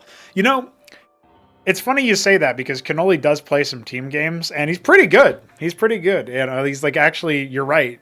It's a funny instinct to be correct about, unless you've actually already seen his team play, but he's, as a player assessment, that's pretty good. That's pretty good. Can we sign up for newbie tournament yet? Asks Smarty Cakes. Well, he posted that in the Discord server. For anybody who it just got funded, I have not opened up signups yet, but I will open it up when I have the time to, whenever that is, soon, in the next day or so. I'll put it on the calendar. All right. Thank you to my homie, my brother, and also 3 Crow. And I think before that it was like Shambler Godweed or something. I can't remember who else sent in money. It might have been Hit 'em Up, actually. He might have over-donated for something.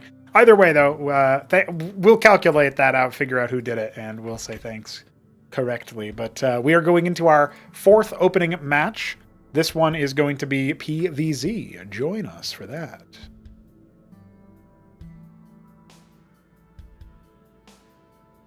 Oh, we start off on Impulsion. We haven't seen this map yet. Ladies and gentlemen, it is time for another Cosmonarchy Tournament cast. Tribunal 4 continues, and we are on to the 4th opening series. All of them are best of 5. It's single elimination, it's cutthroat, and it features 2 players that start with A, if you count Smarty Cakes' clan name. Smarty Cakes in the bottom right. He seems to be our Tomato Protoss, and Art of Turtle, our green Zerg player. We're on Impulsion, a map by BidEB that's based on Impetus. So that's a map by Veek7. It goes back a ways because Impetus itself was based on a different Veek7 map called Repulsion from the OG days of Starcraft. I mean, Cosmonarchy 1v1. Great times. But better times now because it's super epic. 2 gate start here for Smarty. What is that gateway placement? We might never know. Quaseth Pool a little bit under halfway complete now, so it is going to be Kagrant Pool Larvosk here for AOT. Dialed in build, actually, on 7 Droleth. This is, I mean, he's just finished his 8th, but, you know, to get all that stuff started before your 8th one even hatches is pretty legit on the speed, and he's not saving any larva for when this pool pops, exactly, unless maybe he saves this one. It looks like he's starting to now. So I'm going to guess that this is going to be like 1 Quas, 1 Zeth, and he's going to end up scouting with the Zeths. But this is not a 4-spawn map. You don't have to scout multiple things. It's just cross-spawn, you know, top left, bottom right.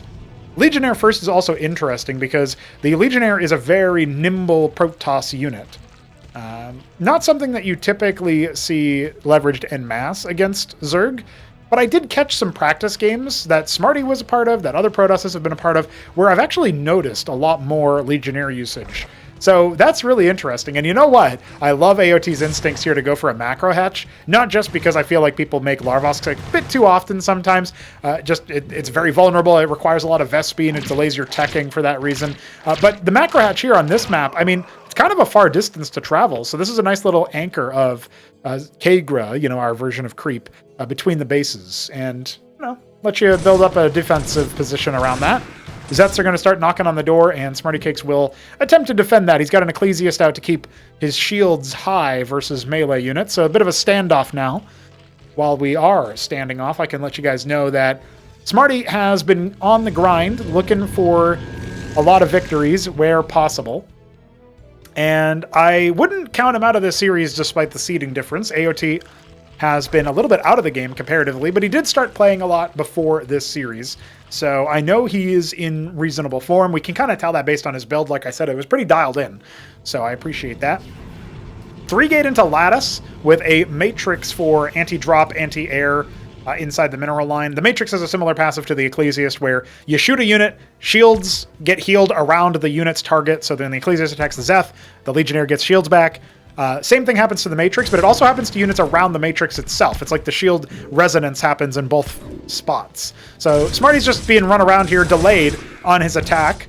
If you guys are wondering what that little orb effect is as well, the Legionnaire leaving an on-hit effect that then other Legionnaires that are allied to it can transport to immediately, teleport to, as long as they're within about 3 weapon range. Which, you know, is kind of a vague unit of measurement, but the Quas has, what, 4? Yeah, 4 weapon range, so there you go. That's how much. It's 1 weapon range less than a Quas. Vorvs are on the way. That's what the Vornath was for, of course. So we won't end up seeing Nathocores immediately, but oh, he actually goes straight into the calc here. Okay, so I was going to say he had some gas banked. I was wondering what he would do with that. Art of Turtle is known for his Nathocore usage a lot more. Those are flying Zerg units out of the pool when you upgrade it. Oh, he actually attacks his own Vorv by mistake there. Vorvs have long been one of the... Oh my god, he did it again. He actually straight up killed his unit there. That's not good. Vorvs have long been a counter, stylistically, to the sort of Ecclesiast Zealot army, but they do typically have a timer. And versus Legionnaires, I think they're just a little bit better, but you have way more Legionnaires than you do have Zealots because they're cheaper. This is all part of the plan here, I think, from Smarty's POV. No Expo yet, a lot of Droleth being made, and he can start saturating that mineral line that has been a little bit under. Yeah, there's the expand coming. So we've got an Ovaleth halfway complete. AOT very crafty with drops. His Calcure Lake is done. Is he going to go for a Lyrilisc Flood? Is he going to be going for Calcs? These are two questions that we need the answers to kind of soon because the army is threatening again. Is he even going to bother? Okay, he does put down the hatch. He starts to make some Lyriliscs. We're just barely on the edge here. Manifolds, when they attack, they project armor pen boost to everybody around them. That means that Smarty is going to have a little bit more durability versus the Vorv. You know, he's just going to swat them down much quicker. There's not so many Vorvs in general, though. So limited impact here. Big problem is, I mean, it just feels like Smarty's army is a really good spot. As long as not a lot of Lyriliscs are here. Lyriliscs have bounce damage, sort of like Mutas. Vorvs are being made up on the cliff. I mean, yeah, I guess Smarty doesn't really know what the status of up the cliff is, so could be dangerous for him to walk in. I think actually AOT is going to be fine. I was a little bit worried. Smarty goes for the Nexus here and the Natural for himself, and he's added more Lattice and more Gateway. He's adding a second Matrix as well. Definitely worried about the potential Calculusk switch. And here comes a big egress from AOT. He does this so often, man. He makes the hatch at the Natural, and then he just all-ins for a little bit, making nothing but units. A bunch of Zeths just got made behind. There's a humongous Zerg flood, and the Vorvs are slowing things down. The Lyriliscs are going to tear anything apart that's within their range for long enough. The Ovaleth comes out, but it was a fake out, or maybe just a scout. Regardless, Smarty falling back to his Nexus, which does not have anything around it for defense. He's going to need to make a stand here, and I just can't see him doing that yet. But the Ecclesiasts might keep their Legionnaires alive for a good amount of time here. But I have a feeling that as those claws start to really lay into them, we don't even really need Lyriliscs here. We only have the one. It's pretty low, actually, but it doesn't look like the Legionnaires are going to finish it off. Yeah, look at that. It looks like the critical mass of Ecclesiasts kind of forced him away. Manifold's also got a durability buff recently, so they're a little bit longer living, longer lasting. And AOT moved out without making any Lyris. That was going to be his big DPS there, is if he could get a lot more of these suckers right here. Instead, he's going to make a lot of circuits, see what he can do on the defensive maneuver. He's making a lot of Vorvs. He can absolutely make more Lyras when he has the minerals, but they are pretty mineral intensive.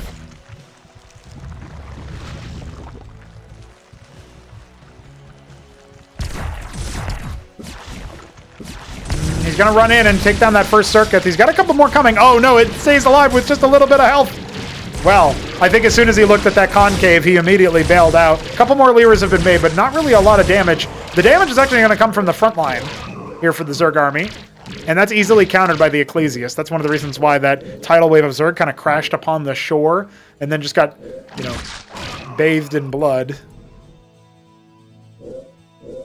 Smarty's next round has mostly been Manifold Legionnaire. He's really pumping Manifold Legionnaire. He's starting to get some Zealots in now with an Ardent coming. Feels like it's a little bit late on the Zealots, to be honest. Could have had those a lot sooner.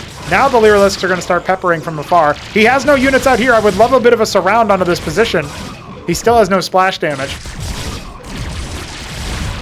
No idols out of those lattices. A lot of Manifolds, though. Looks like it's still enough to send AOT packing initially. Zerg has a worker lead now. Bulwark at the Natural is going to be huge for those defensive moves. And are we going to see an extra base? Or, I mean, the Legionnaires are still monitoring all of these potential expansion sites.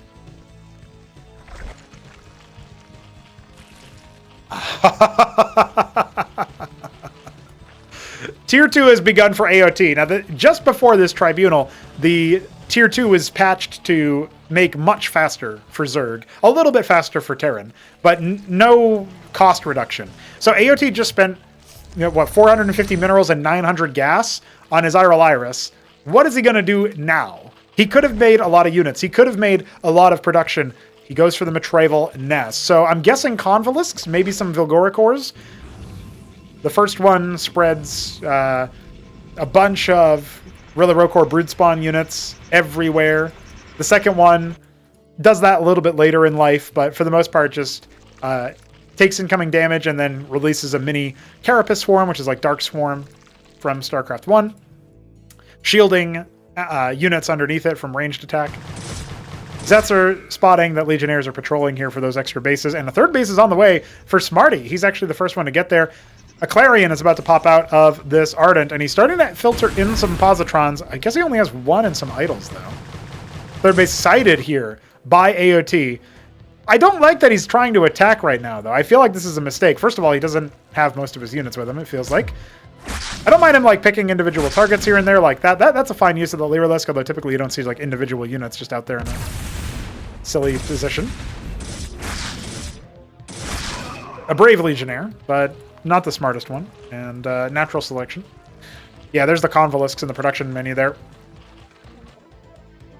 On the way.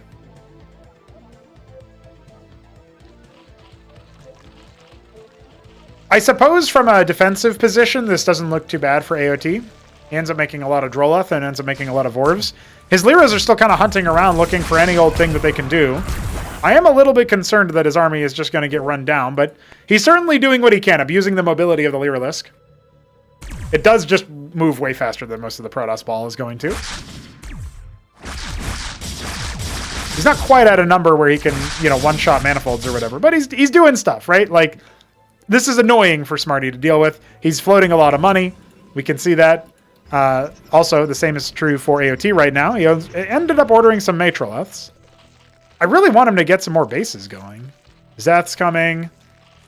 A little bit unorthodox to see so many minerals and so few macro hatches. Production tab starts to really swell here for Smarty as he adds a bunch of static defense and a gateway at that third base. It's always good to get it. Production and body blocking.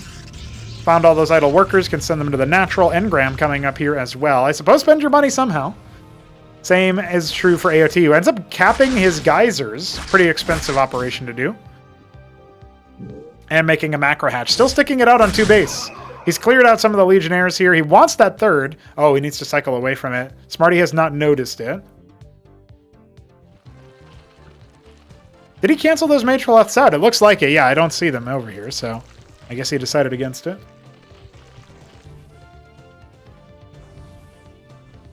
I saw a Hamster versus Kasuga practice game recently, and Hamster just kept infesting Vibrances with the Matroleth. It was pretty good. Definitely one of my favorite PvZ watches recently. That was just streamed to us. Brilliant. I think Smarty was actually obsing that game, so he had some ideas coming away from how to deal with that. Now, the Lyrilusk count is pretty high. The Positron count is starting to get pretty good too, though. I mean, we do have a decent number.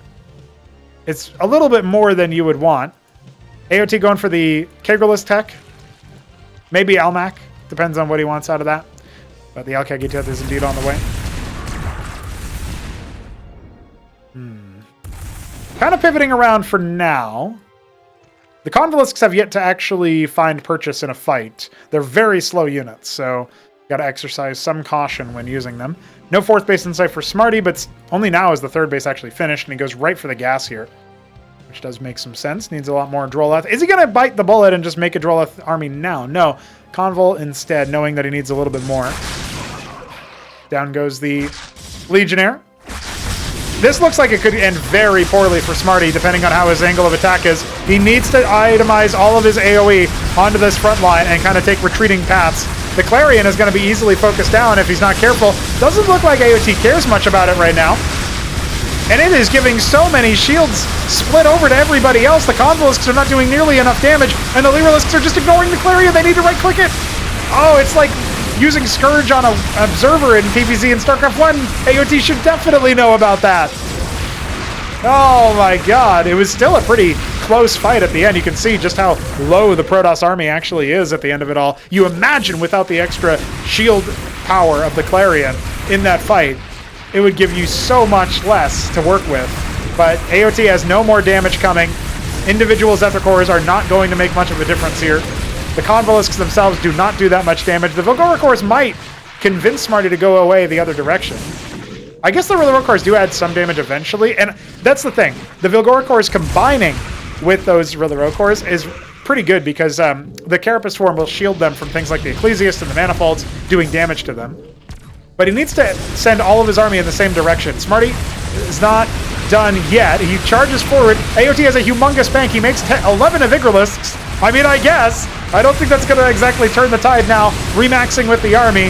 It's looking like that's all we wrote here for this 3rd base. AOT's going to have to give it up. A couple of his eggs going down as well. He ends up making them into Gosvoleths. I mean, I guess he just wants to spend his money. He's like, damn, I have 4K minerals. I could have had a lot more. Adds those macro hatches. We still don't have a fourth base for Smarty behind this. So there's limited potential for a comeback, but I don't think the Evigs are going to do what AOT actually needs. Remember, a couple of them, I think 3 of them went kaput down there in the third base. Now, the Scorchwriths are up. If Smarty attacks into the natural, it could be pretty bad. I just don't see how we're going to get to the point where this army gets crushed by what AOT has. A lot of Avigrolisks, they still attack while moving. They just don't do as much concentrated fire. It's more like crowd control fire. They shoot up to 4 targets at once. But I don't know. I feel like the Positrons are enough here. We've got Zealots for good damage in general. Yeah, the Avigrolisks are pretty tanky boys, but I just don't think that this is going to be enough. Reinforcements come out, and Smarty will drive this force back. Unitary Union halfway complete. A little bit of tech never hurt nobody. And AOT has gone into Tier 2, but he does not have the units that he actually needs.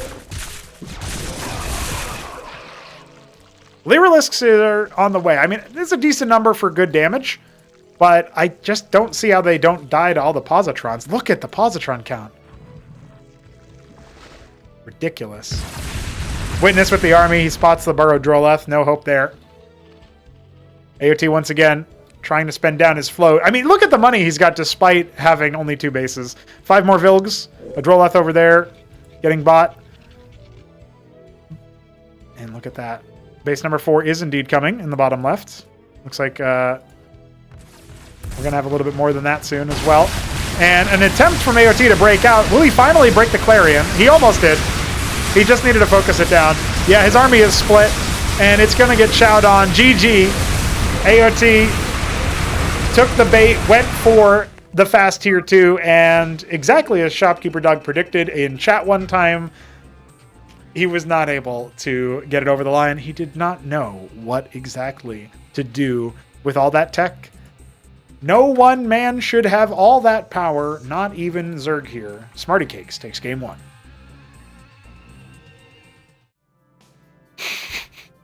We gotta practice for Hydra. Why would you ever think of 11 Avigrolisks? Well, it was 8 Avigrolisks or 9 Avigrolisks. But why would you ever think that many of Evigs would beat Mass Positron, dude? There's no way.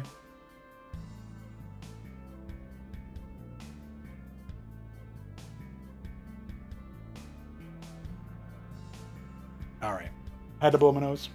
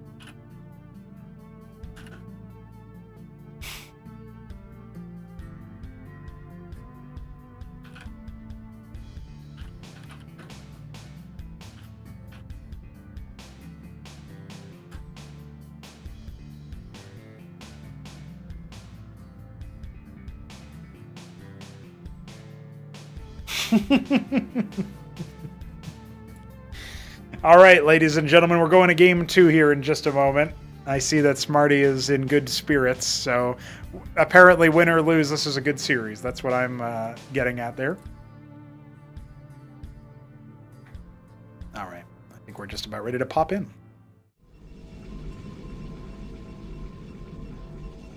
Oh, I hope Ire crashes and burns. That's rude, Jack. You can't say that to your fellow chatter.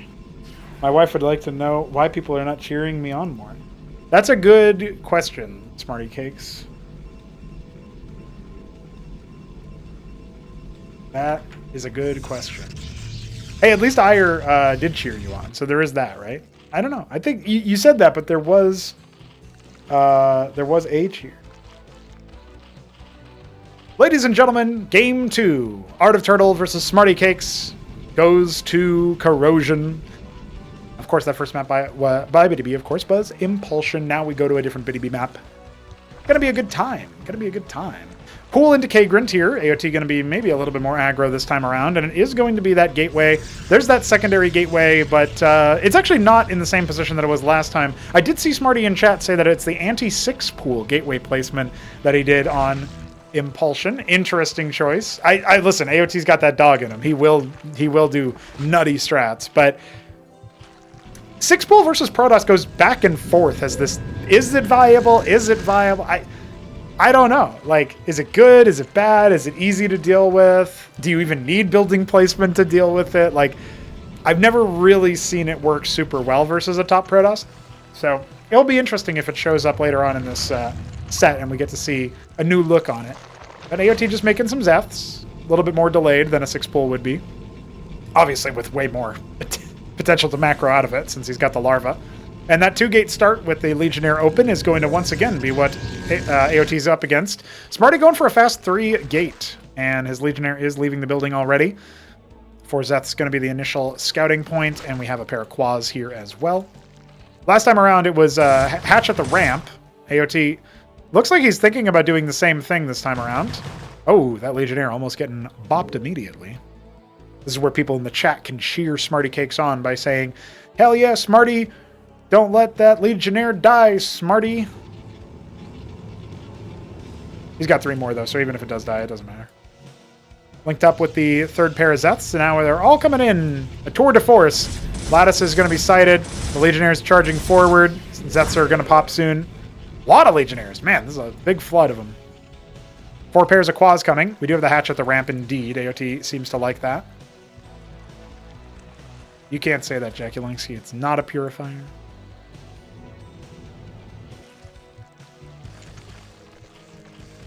Play him like a campaign mission, Smarty. Yeah. That's what we like to see. Now, this is an old school move. This is not what you would initially expect when you think about Zerg. The hatch at the ramp was that goes back to when we were still playing hatch over Larvosk, and we would put the hatch at the ramp and then expand later. Then Krankendow came up on the space, and he was like, "Hey, Larvosk first is better." And just mathematically proved everybody was being silly. Vornath on the way, so we will end up seeing that tech from AOT, just like in Game 1. Honestly, I feel like if he just sticks to, the Vornath into something more immediately useful, Hydrith, Zorkiz, I don't think he needs to go for Tier 2. I like the idea of Tier 2. It wasn't a... Like, he could have paired it with more stuff and still been able to win from that position, potentially, but that was a little bit of a trip over your own rake. Smarty! Oh, found the 3 workers. Okay, it's all good. Not a noob. Got that Nexus on the way. I love that he spreads out the big scouting pattern here with the Legionnaires, confirms no hidden base shenanigans, which means he should be ready for the sheer number of Zerg units that are vomiting out of his ramp and across the map, potentially. Falls all the way back home. In the process, some of these Legionnaires will, in theory, they should have ran into the Zerg army as they were moving across, and they don't. And so AOT ends up falling back. His Lake is on the way. He is going for the same opener as Game 1.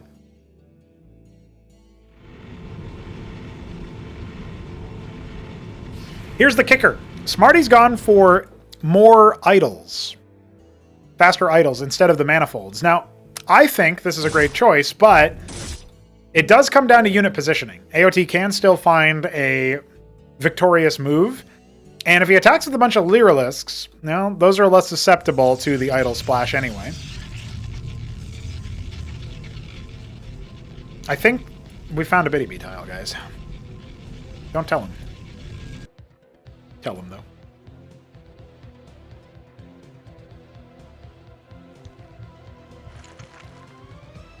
Hatch a quarter of the way to completion at the natural.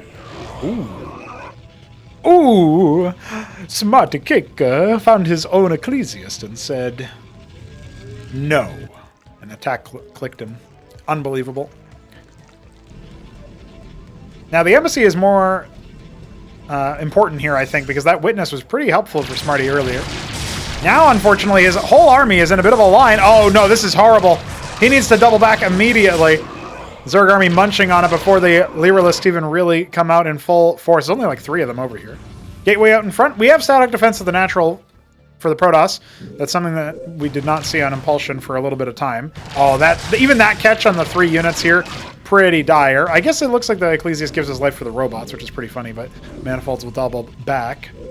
Try to mass up over here where they can. Yeah, feels to me like... Oh, no, man, this is really dire. He's getting a lot of focus fire down to those Manifolds. And immediately, all of those units go down. The flood of units is incredible from Artiturtle. This man made so many Zeph. The gateway goes down with no cancel. The bulwark is torched. Zealots are staying alive for as long as they possibly can. The workers are starting to battle Nebline style, but GG has to be called, and AOT had way more in the tank for that as well. Look at his bank. Absolutely ridiculous. And Smarty has just been sundered in game 2. It's funny, they ended up taking their own map picks, taking each other's map picks. So we're all tied up going into game number 3. Zerg are back, ladies and gentlemen. They've never been more back. It's all Zerg all the time. And I was assigned Zerg in the random. Can you believe that?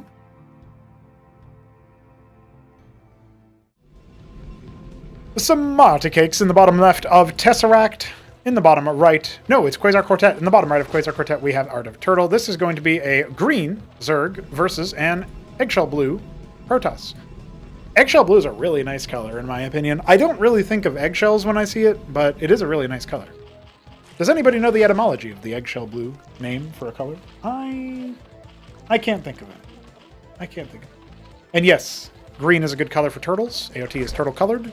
Makes a lot of sense now. Hydrith opener. AOT has changed that up every game. Every game. I mean, obviously that last game was... It was basically the same thing, but it was just a tighter attack timing. It was still a slightly different opener in terms of what he exactly chose to do. This, though, is just... He won with that last game, and he's like, yeah, I'm going to go Hydrith here. Let's see what he wants to do to navigate this, because I haven't really seen Hydrith openers work as well as they once did. So we'll have to find... Oh. What's up, Jesse? Man, Jesse is so cool. Did you guys know that without Jesse, we still wouldn't know how to select a SCSI in the lobby? That's so sick, man. Jesse's so cool.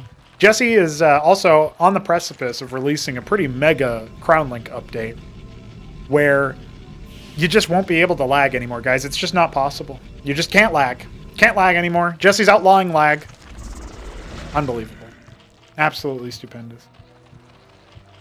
People in the chat are telling me, in fact, that you can find eggshell blue eggs if they are robin eggs and other birds. So there you have it. Now we know. And here I thought that was a psyop by the big egg. Bird toss. Yes, that's correct. Bird toss.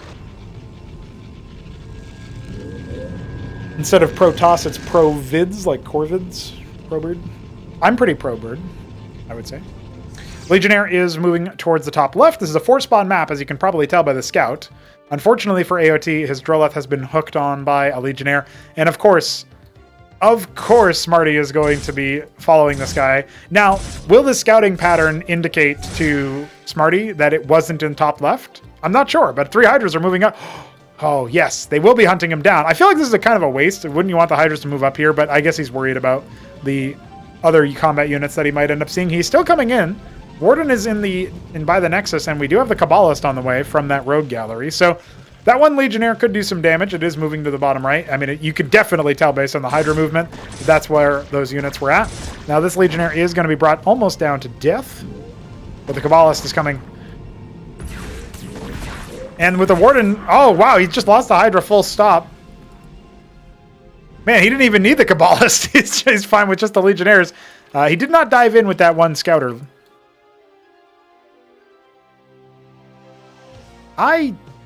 This is a weird game. This is not what exactly I thought would happen with these openers here. The 2-gate rogue is an interesting strat. It's definitely something that Aoud has done a lot as Protoss. Moonlighting as Protoss for a little bit. The Legionnaires are just not going to be it. And will AOT notice? Oh, yeah. He built the Yophaleth! Oh, what a god. Still gets 1 kill. He might be able to get away with a second. Yeah, indeed he will. Ooh, wait, one more? No, not able to turn around for the teleport. So only gets the 2. The way that the Kabbalist works, by the way, is when it decloaks, it can to attack, it can teleport and it deals bonus damage. So then it does like a Legionnaire style teleport there. Pretty good unit in that respect. And obviously is pretty good for one-shotting workers versus Zerg or Protoss or a Skozy, I think. I can't remember, but I'm pretty sure Skozy workers also get one shot by it. I don't think people make Cabalists too much versus them, but I could be wrong. I could be wrong. Hey, maybe we'll see that later on in this tournament. Vagrant. We saw a Charlatan earlier, indeed. And we indeed also have Ecclesiasts, a Legionnaire. It's all great. It's all wonderful.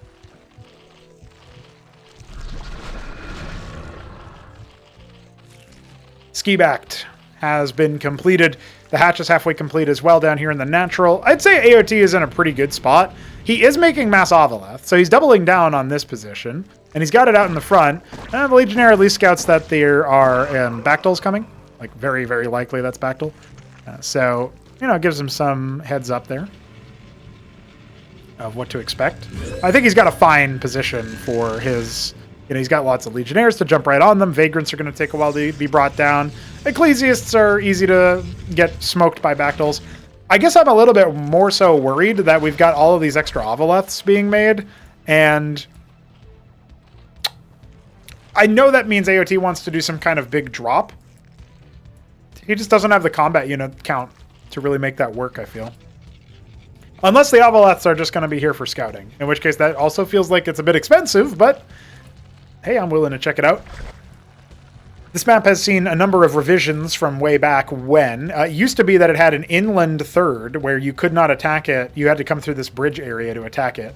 There's like a bridge and then another bridge that you had to cross over to it. Now there's open ground over here on the horizontal spot, which means taking your third base is a little bit more of an interesting dilemma for people to have on this map. They can go, in this particular spawn configuration, you'd probably typically see 3 o'clock or 9 o'clock, depending on your position there. So, you know, this base over here is a pretty solid one to end up taking, and it does have double gas, whereas the default third, if you will, is probably a little bit more difficult to hold. So we'll find out in a moment if that will even be necessary. Smarty looking to take that Avaleth down. It is absorbing initial pressure. A lot of damage dealt, but Bactals initially kind of send them packing. One circuit is going to help out here as well versus all of the Hydras. I love that just hold position for the most part. That was pretty sick. AOT just kind of told them to get lost, kick rocks. Nexus is done, but no workers there just yet. Big worker transfer now coming. Love to see it. I think that's a big deal when you see players nail the worker transfers in general. Obviously, it could have been a little bit faster in that case to be nailed, but you guys know what I mean. We didn't see Ramen do that earlier versus Cannoli, and I was mentioning it, so give Smarty his due. He managed to do that. Swamp on the way. We are going to see Tetzoricors in this matchup then. A little bit less powerful versus Protoss without the armor pen that the Fan of Teeth had once upon a time, which is a passive that when you attack the Teth, or indeed the other unit that has it is the Zarkavricor, big flying Gorgorcore mutation. Anytime you attack that unit, you get hit back with a retaliatory strike if you're within a small minimum range. It did have 3 armor pen once upon a time. Now it has 0, so you do need to pair it with armor rend. And that is going to require a little bit more coordination from the Zerg players if they want to get that DPS back.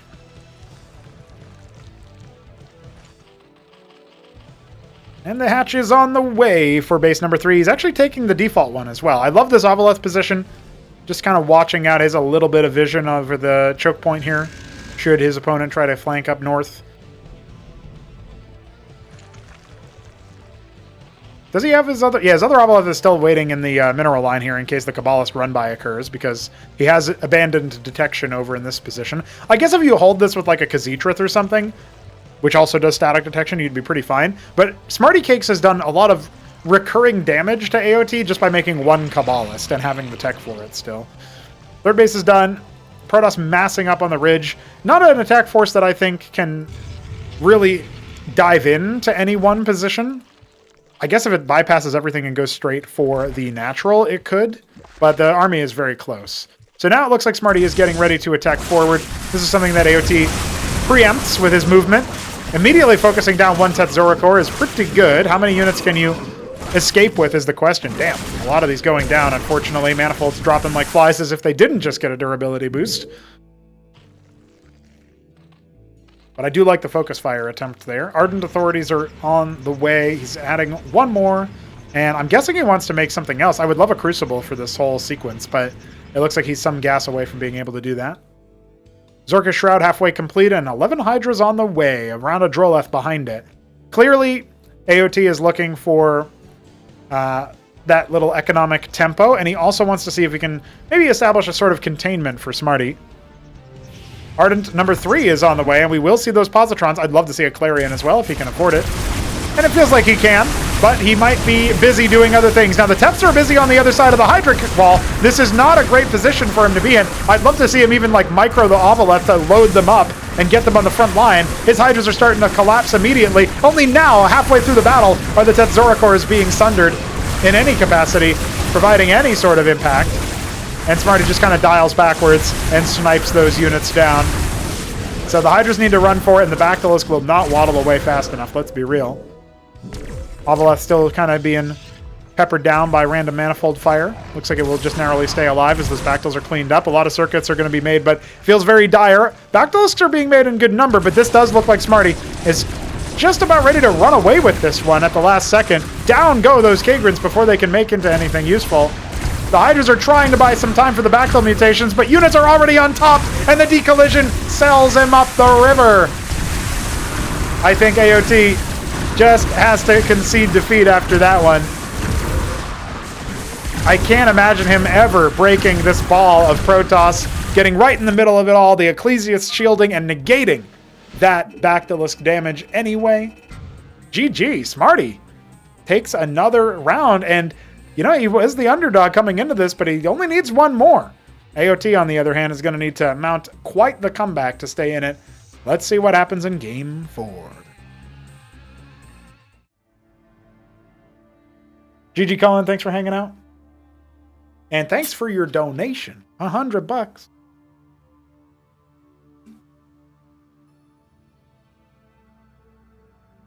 Wild.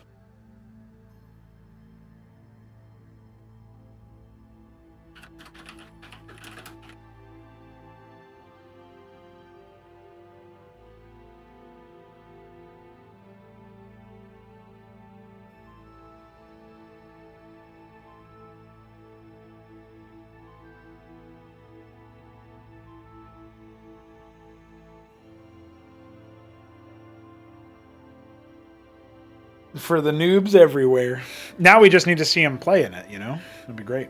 All right, let's get into our 4th game. Could be our last one of the whole stream. Of course, I selfishly want it to go on for a little bit longer here. Oh, nice. We haven't seen Macroglia yet today. I don't believe. I do not believe.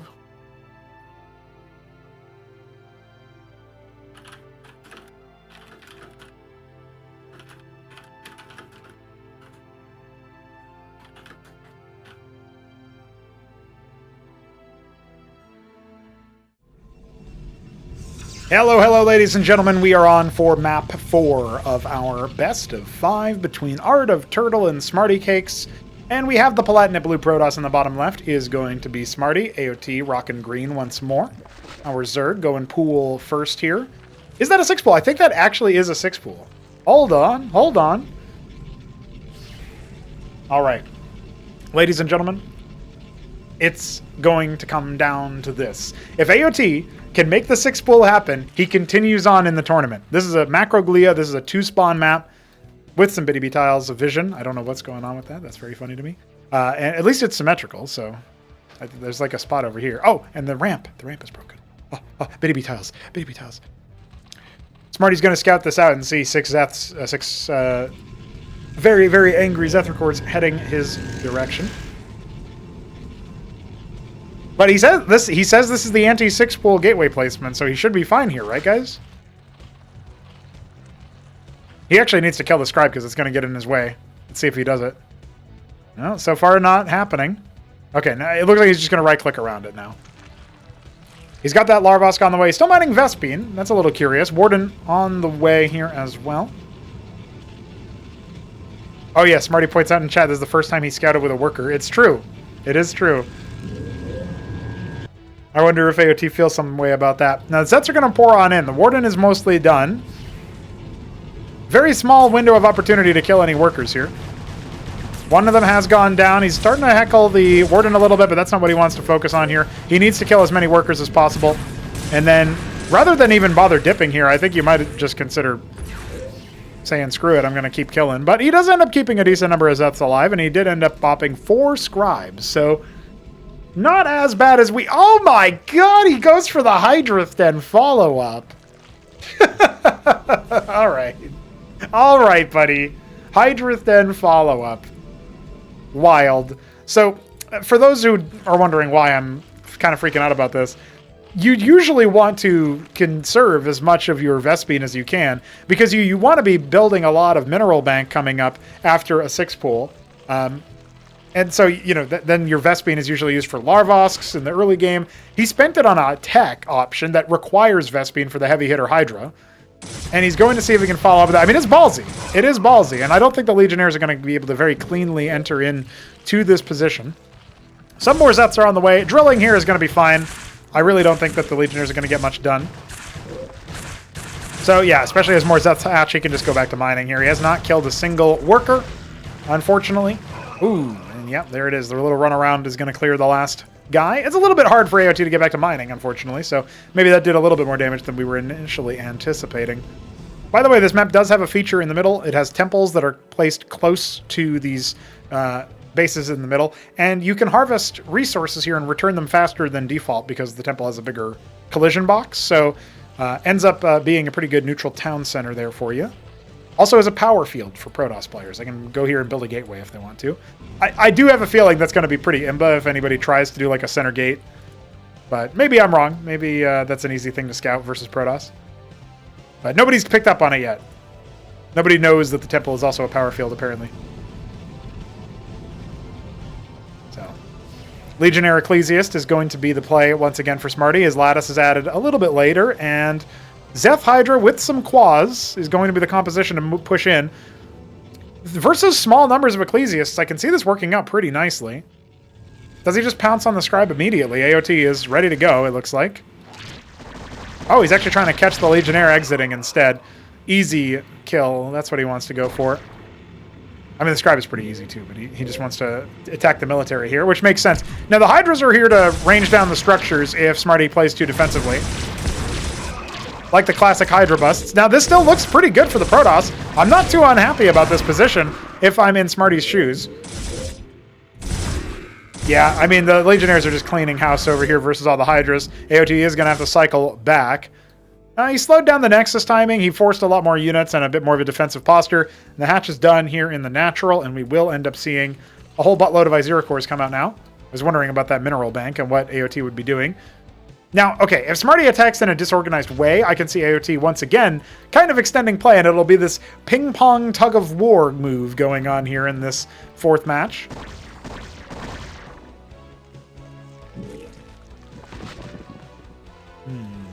Okay, well, the Izira cores are out, at least in some number. He's going to make attacking into this position a bit harder. Gateway number 3 on the way. Has the lattice born of any robots? It looks like just a couple of manifolds for those automata enjoyers out there. And there it is, yes. Once again, just crisscross applesauce. I'm rubber, you're glue. Every attack I give to you bounces off me, then goes back to you. That's basically what just happened. Goes all the way back, and they just agreed to play out the rest of the game. Okay, all right, guys. Tied on workers. Tech developing for our Zerg, and the Nexus will eventually come up here. That was a funny sequence of events, in my opinion. There's something a little bit cheeky about that. Going for Vorvs here. I mean, this is a deadly-looking Zerg army. I am a little bit worried for Smarty's position, because if his forces don't end up getting to a really solid, like, anti-surround, basically, I think he's just going to be toasted. The Legionnaires also are just more brittle than anything else. No Zealots are here with this army for like as a durability anchor. And he kind of scouted with his whole army, so AOT had an opportunity to maybe chase him down. No, he's just going to go all the way back home. Nexus is on the way.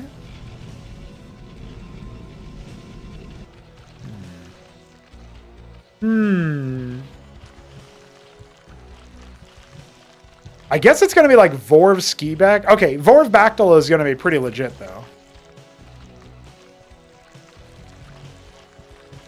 Macro hatch. He'll add the Bactyls as soon as minerals allow. He's got the plenty of Vespene for it.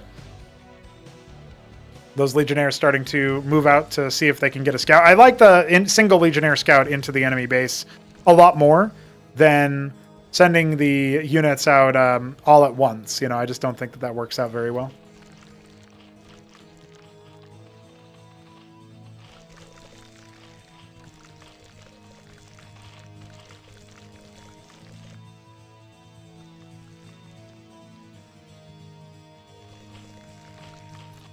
I feel like with this coming and going that Smarty's been doing, he's at least he's like kind of conditioned AOT to be a little bit afraid of a move out. But when you're feeling like this from the Zerg, like the only thing you would ask for is more Bactyls. Like if your army could just be transplanted to the other side of the map, that would be really nice. That's the only thing AOT could really be asking for more than what he's got right now. Very good economy, great tech as well, adding a ton more Bactyls, and looks like he's going to be setting up for that third base faster than his opponent, although Smarty's maybe thinking about doing it at the same time. He just has nothing going on economic development wise. Look, he can definitely transfer a little bit of workers here, but his worker count in general is just a little bit too low. And he's going to be taking the 9 o'clock for his third base. AOT instead just going to be taking the default.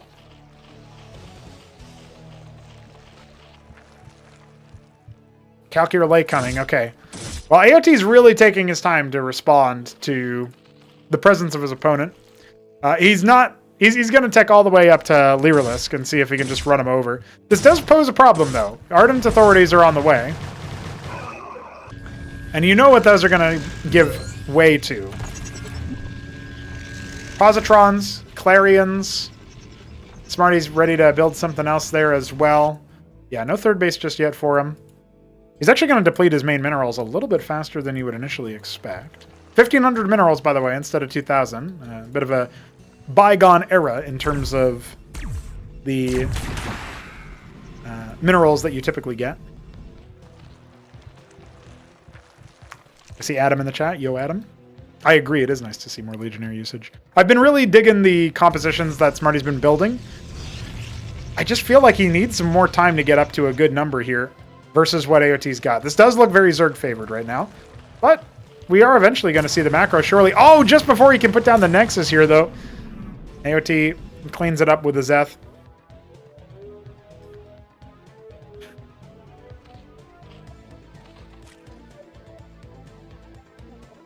Sims patrolling in the bottom right, making sure nothing is happening over there. He seems to have just ignored this base entirely. I wonder what's up with that.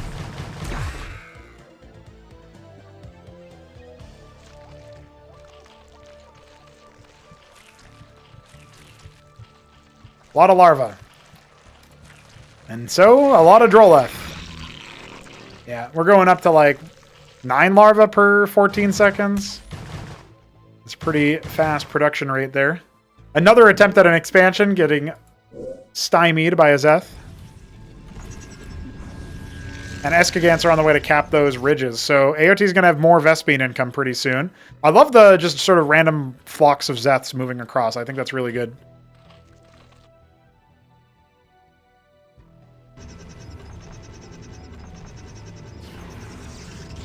I also love the Manifold Idol here. It's just a couple of units to withstand an airdrop or some sort of air attack.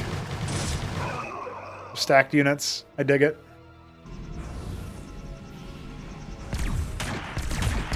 Zets are coming in. They'll pick one Ecclesiast. That's kind of cool, I guess. AOT's funny. He just does some funny things. He's massing up a pretty huge army behind this, though. I'd be a little bit worried.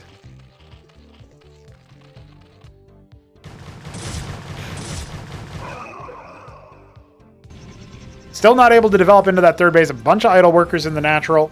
Smarty is just developing. He's got a Crucible. He's got more gateways. I mean, he needs to get on those workers, though. Oh, I see. Artisan over here at 6 o'clock. All right. He's going to get a little bit of extra Vespene. Could have a lot more extra minerals, though. We sent all those workers that were idle in that natural. Droleth hunted down at 12 o'clock. Means no easy fourth base. It's kind of surplus to requirements now, surely. The Protoss are going to get pelted trying to leave their own natural. It feels a little academic. AOT is just going to pound that front gate. He's actually decided to go for a hold position here and ignore the static defense for some time while he sets up with his Bactyls. He's sending a buttload of Zeths and a couple more I0 cores as well. Look at this. And there's tier 2, just got started in the process. His Vords just sat there and absorbed that damage. Man, he's got so many units, he doesn't even know where they all are. No, guys, we will not add F2 to Cosmonarchy.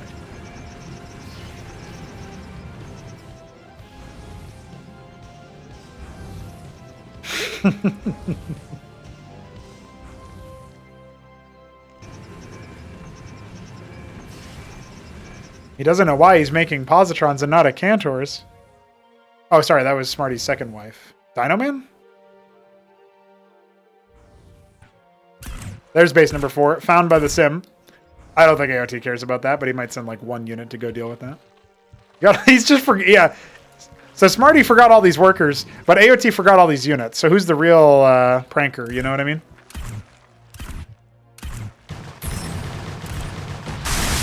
All right, let's see if he can break out. He's got a lot of zealots. The Lyralisks are doing a great job eating through those initial shields. The Clarion surely will be focused down here. Oh, I guess it'll just be pushed away.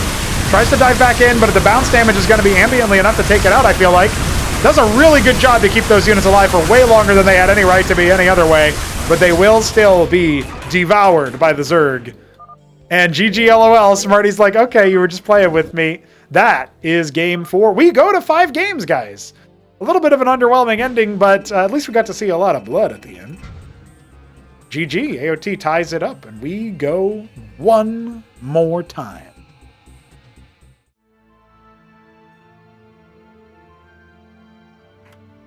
Definitely felt like AOT had a better read on the activity in that game, but that was a really interesting setup. The 6-pull didn't really look that convincing to me. It did some damage, to be sure, but it didn't like rock my socks off. You know what I mean? Didn't rock Smarty's socks off either. Still wearing socks. I bet he's wearing socks right now. Homies, homies, homies. Game 5 is now on your screens, and Smarty Cakes is rocking back the Palatinate blue color, just like last game, but he wants a different outcome. At one point was leading the series, actually at 2 different points was leading the series, took the first game and the third one. Well, maybe the odd numbers will favor him. We're in game 5, and AOT, the green Zerg here, in the top right. Cross spawns on Tesseract. Going to be an interesting set of games for sure for the history books. Art of Turtle, a StarCraft 1 aficionado, one of the longest lasting members of North American StarCraft 1 since the remastered era, I believe. Has been with it for many, many years. I guess longest lasting is technically a misnomer. If you've been around for before remastered, all right, you beat him. But he's been around the block. He's been playing competitive stuff, and pretty good. He's a pretty good player, and I like him in Cosmo too. Maybe I even like him better in Cosmo. I wonder if there's a bias there. Gateways are on the way for Mr. Smarty, and he will be running it back with that 6-pool placement yet again. You missed my $100 dono, Alex. Yeah, your $100 dono. Yeah, your. Technically, the $10 dono did not get caught by the VOD for that, but there was a $10 dono that said, tell him it was $100, so he has to match it. And so I very obviously said, wow, $100. And then we got actually $100 from my brother. That was pretty good. Thanks, 3Crow. And there it is. Hatcheros got the ramp. AOT is going to be doing that yet again. His initial set of Zeths are scouting out the possible spawn locations while the Legionnaire moves to the bottom right. It will be a 3-gate. This is a very, standard fair Protoss operation here. Yeah, hatch out the ramp has been done every single time by AOT, so not really a surprise that he's doing it this time around. See if it affords any openings for Smarty. One thing I've noticed about Smarty's build is that, with the exception of that Kabbalist game, he hasn't really gone for anything that gives him a super early timing. It's just sort of like, I'm going to kind of chill, build up a ton of units, and then move across the map and see what I can do to you. Oh, AOT could have killed that Legionnaire if he used his Quaz.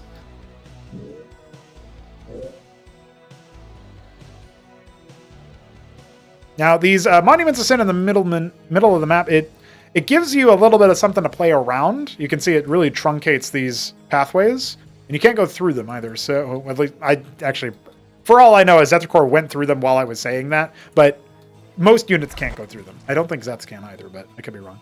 Doesn't really matter, though. The bottom line is they are pretty big, and when you blow them open, you can attack into the middle of the map a lot more open. But you also have the high ground over here, so this is kind of new for the map. It didn't previously have those. It just had all open ground. I think it works a little bit better with high ground. It gives you a little bit more something to play around in the middle, and also work around in general. Crazy a number of Legionnaires are up that ramp. Zeth's tuck tail immediately. Quaz patrolling, hatch on the way. A couple Droleth at the ramp hatch. So we will have a decent amount of larva here for Turtle. Let's see what he can mass up behind this. He definitely needs to switch gears into away from worker production. He actually cancels his hatch at the expansion, seeing this move out, which I don't hate. I do worry a little bit that he's sacrificing his position though, and he's not actually entrenching with like a Circuit up here or anything. Looks like he's gonna say, yeah, I'm getting to it, as opposed to just not doing it. Smarty, I like his move though. He pushes out, forces AOT to play defensive, and then just goes back home and builds an expansion. He doesn't know that there's no expo or that it was canceled at all. Even if his scouts up here and sees no expo, he's not going to know that it was canceled. But he did a lot of damage with that move out. AOT respecting the Protoss army there because he had been a little bit on the greedy side. Kind of punishing himself for that greed there.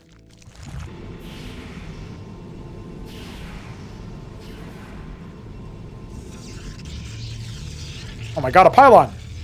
We never see pylon.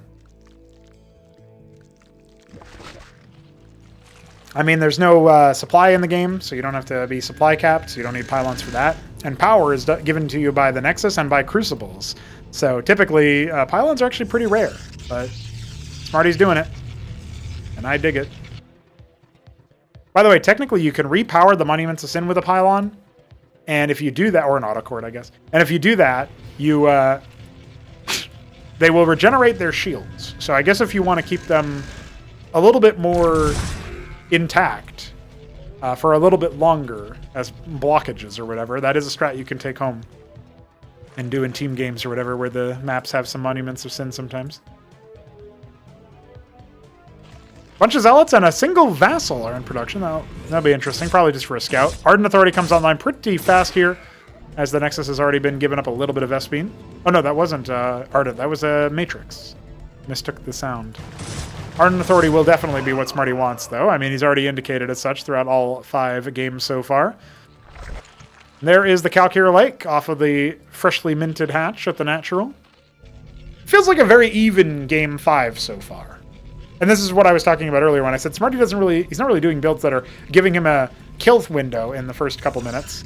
He's actually just going to go for something a little bit more middle of the road in that respect, but will be able to make a lot of units and challenge for action.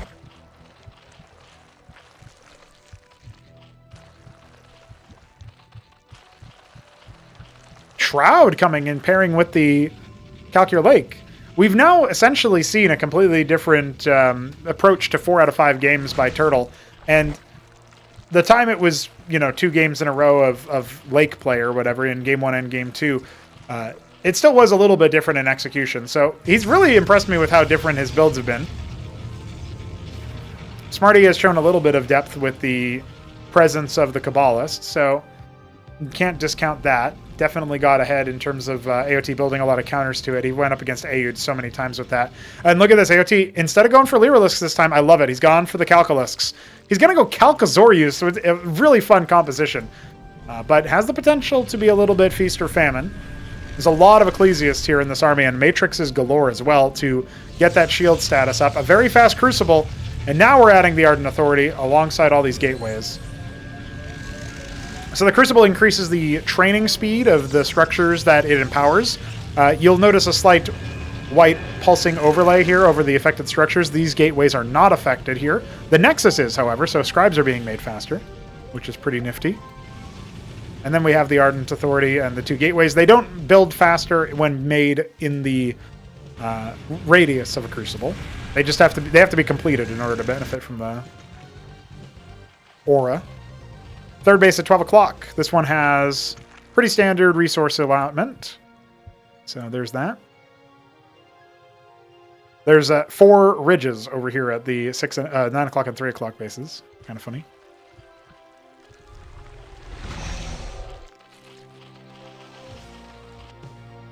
Witness moving along the top strip of the map.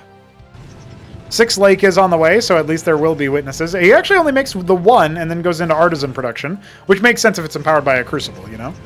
Ardent Authority number 2 and Positrons are starting to come out. So let's see what Smarty does from here. It doesn't look like he can really easily take a third base. Tesseract is actually pretty, like... It's hard to take extra bases on Tesseract that are not seen by your opponent. It feels very compact in its pathways, which is interesting because it's just not something you see every day. Lakers are out and are moving forward. AOT, to secure an area on the map is going to be a little bit challenging for him, it feels like. But he might have been able to do so with the Vorvs already, like kind of isolating where his opponent actually is. 6 Lakers is nothing to scoff at if the Zoryus can debuff them. Where are those calcs at, by the way? Okay, they end up moving down over here, and they were scouted by the vassals, so Anti-Air immediately comes down. Warden and Engram try to beat them back. A third Ardent Authority, don't tell me he boxed himself in with that one. I think you can still kind of get around, or maybe get between these two, but that's going to be a little bit awkward. Idols are rallied to the mineral line. I love it. Smarty knows exactly what to do in this situation, and Zealots are indeed going to have to be navigating in a funny way to get out. 11 Lyralisks on the ramp. The Lake is setting up for a bit of a containment. That Scribe intending to go for that third base is going to be killed. Smarty remembers how Macroglio went. He does not need another game where he just gets kind of permanently contained on 2 base, snuffed out before he can ever really get going. His Crucible's online very early now. He's built up a very, very big army. And AOT, on the other hand, has kind of gone for quality over quantity, which is not typically the Zerg's mantra. So we have pretty even worker, army count, rather. Smarty obviously down in workers. Will that be the end of Turtle? Nothing for detection on against that Witness means that the Lakers can just run up, and there's no melee here as a buffer, so most of those Lakers are going to get shredded. That was a lot of the heavy-hitting DPS that Turtle needed to rely on.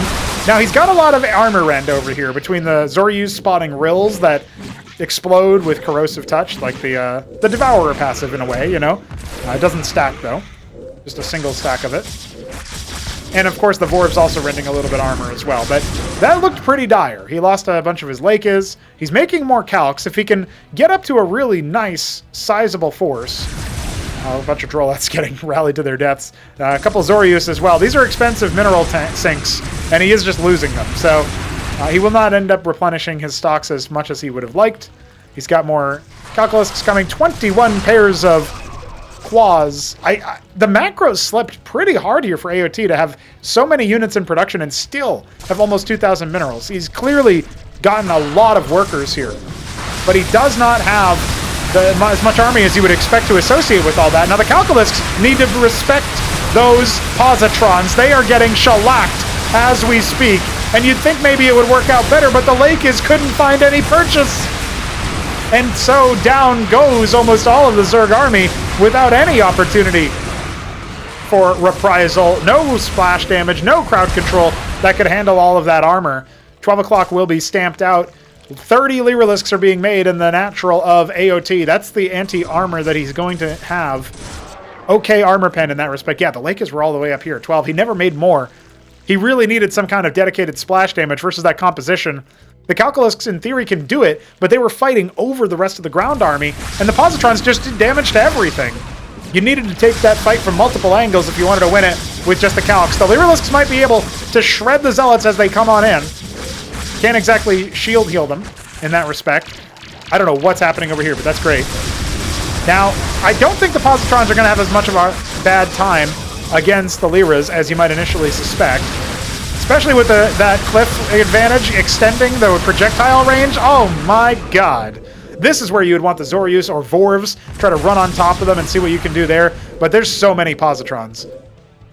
and the Lakers are only now being remade. He's got 1,000 minerals still in the bank. He could go back to mining at that 12 o'clock if he wanted to, but Zealots have been dispatched to make sure that that's a bit of a pipe dream. Still no third base actually up here for Smarty behind this. So, you know, there's a chance here for Turtle to come back into this game. It's not all over, but he's losing Lakers at 12.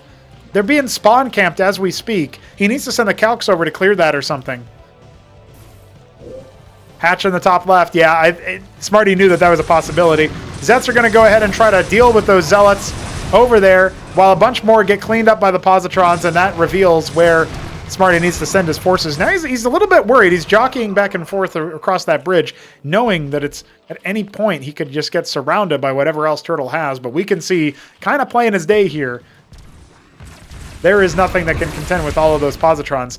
Turtle's got the right idea, but it's very late. The Hydrothin, you go for Bactals here. It can deal with the Positrons. If you're not able to clear the witnesses with something else like the Calcs, you know, Calcavi, then you cannot get much done. I love that he ends up going and canceling out the Scribe at that 9 o'clock. He's going to send the Zets over to 6 now, but he is under duress. There's no units here. Well, he made a couple Lyras, but he's not going to be able to fend this army off. And a bunch of Zets now moving over towards the 3 o'clock position. This is going to be a pretty exciting game as, again, Smarty was a little bit all in, or very committed, it should be said, considering he's now going to lose access to that extra base. So he clears the workers here in the top left. That bought a lot of time for Turtle, who's still on a really solid 2-base eco, has so many minerals. Dude, what is he going to make? Is he just going to go for Teths and ignore the Bactals? I suppose that could, in theory, work, but I think the Positrons are going to be too powerful here. This army is just, it's like a roving band of Psystorm. You just can't do anything to it without a little bit of dedicated splash damage, maybe a bit of a range advantage. The lake is just can be cleared there. Man, the Zets even almost tear down that engram. Workers have to be pulled in the process. I love the gusto that AOT has taken to the series, but I feel like he was very greedy early on, very slow to tech, and very slow to spend his money. Again, there's a period of time he must have had like almost 3k minerals in the bank in this game. That's how successful his eco was, but unsuccessful his spending was. And honestly, well, Smarty doesn't want to just walk right in, and you know, he does trigger the Vorvs initially. You have the Calcs coming in here. They're going to pick apart that Legionnaire that's scouting out at the 3 o'clock. Maybe go hunting for additional Nexuses. Clarions are coming out in full force, each successive one, making it a bit harder to snipe the pack. Yeah, he wants to go after that wounded engram, which doesn't suck as an option, but yeah, the army has preempted this move. He does need to cycle back, and at the very least, he's bought some time, where his opponent isn't actually sending a bunch of military at his natural, so there is that, but he wasn't able to get this top left base up and running. He has been able to make Bactals. He's not making the swamp, despite the money. He needs to grab all the units that he can here. I don't think he can leave a single thing behind, and he does need to watch out for any movement that goes directly across the middle of the map. We don't have any manifolds, I don't think. Oh, we have a couple manifolds here. I was going to say, he could maybe pop the Monument of Sin then. Okay, scouts the army. Now, what does Smarty do? Does he just choose to crush the military here? Does he want to enter into some kind of weird base race? Oh, this is dangerous for Smarty, because he doesn't want to split his army. He wants to ball up if he can. Doesn't want to fight a war on multiple fronts here. Zeth sees Scribes moving in 9 o'clock. I don't know if AOT sees it, though. Bactals are going to eat this alive up here in the top. Initially, not a great fight for Smarty. It's on a knife's edge. The Clarions are all stacked up in the top part of the map. I don't think that they're really going to help out in the initial phase. Now they come back in, and look at how many shields they are providing to everything in the process. And that is the rundown. The ball of Positrons charging forth.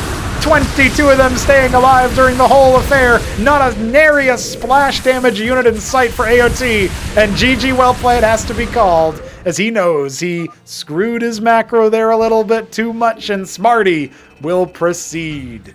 Game 5, and the underdog takes it. Wild scenes there. Wild scenes.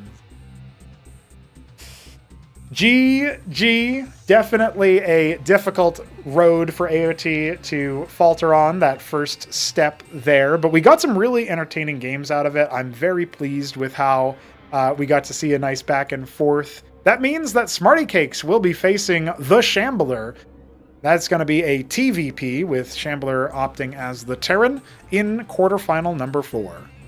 So, join us for that match soon. But first, we've got some other matches to cast in the earlier stages of the quarterfinals coming to you also soon.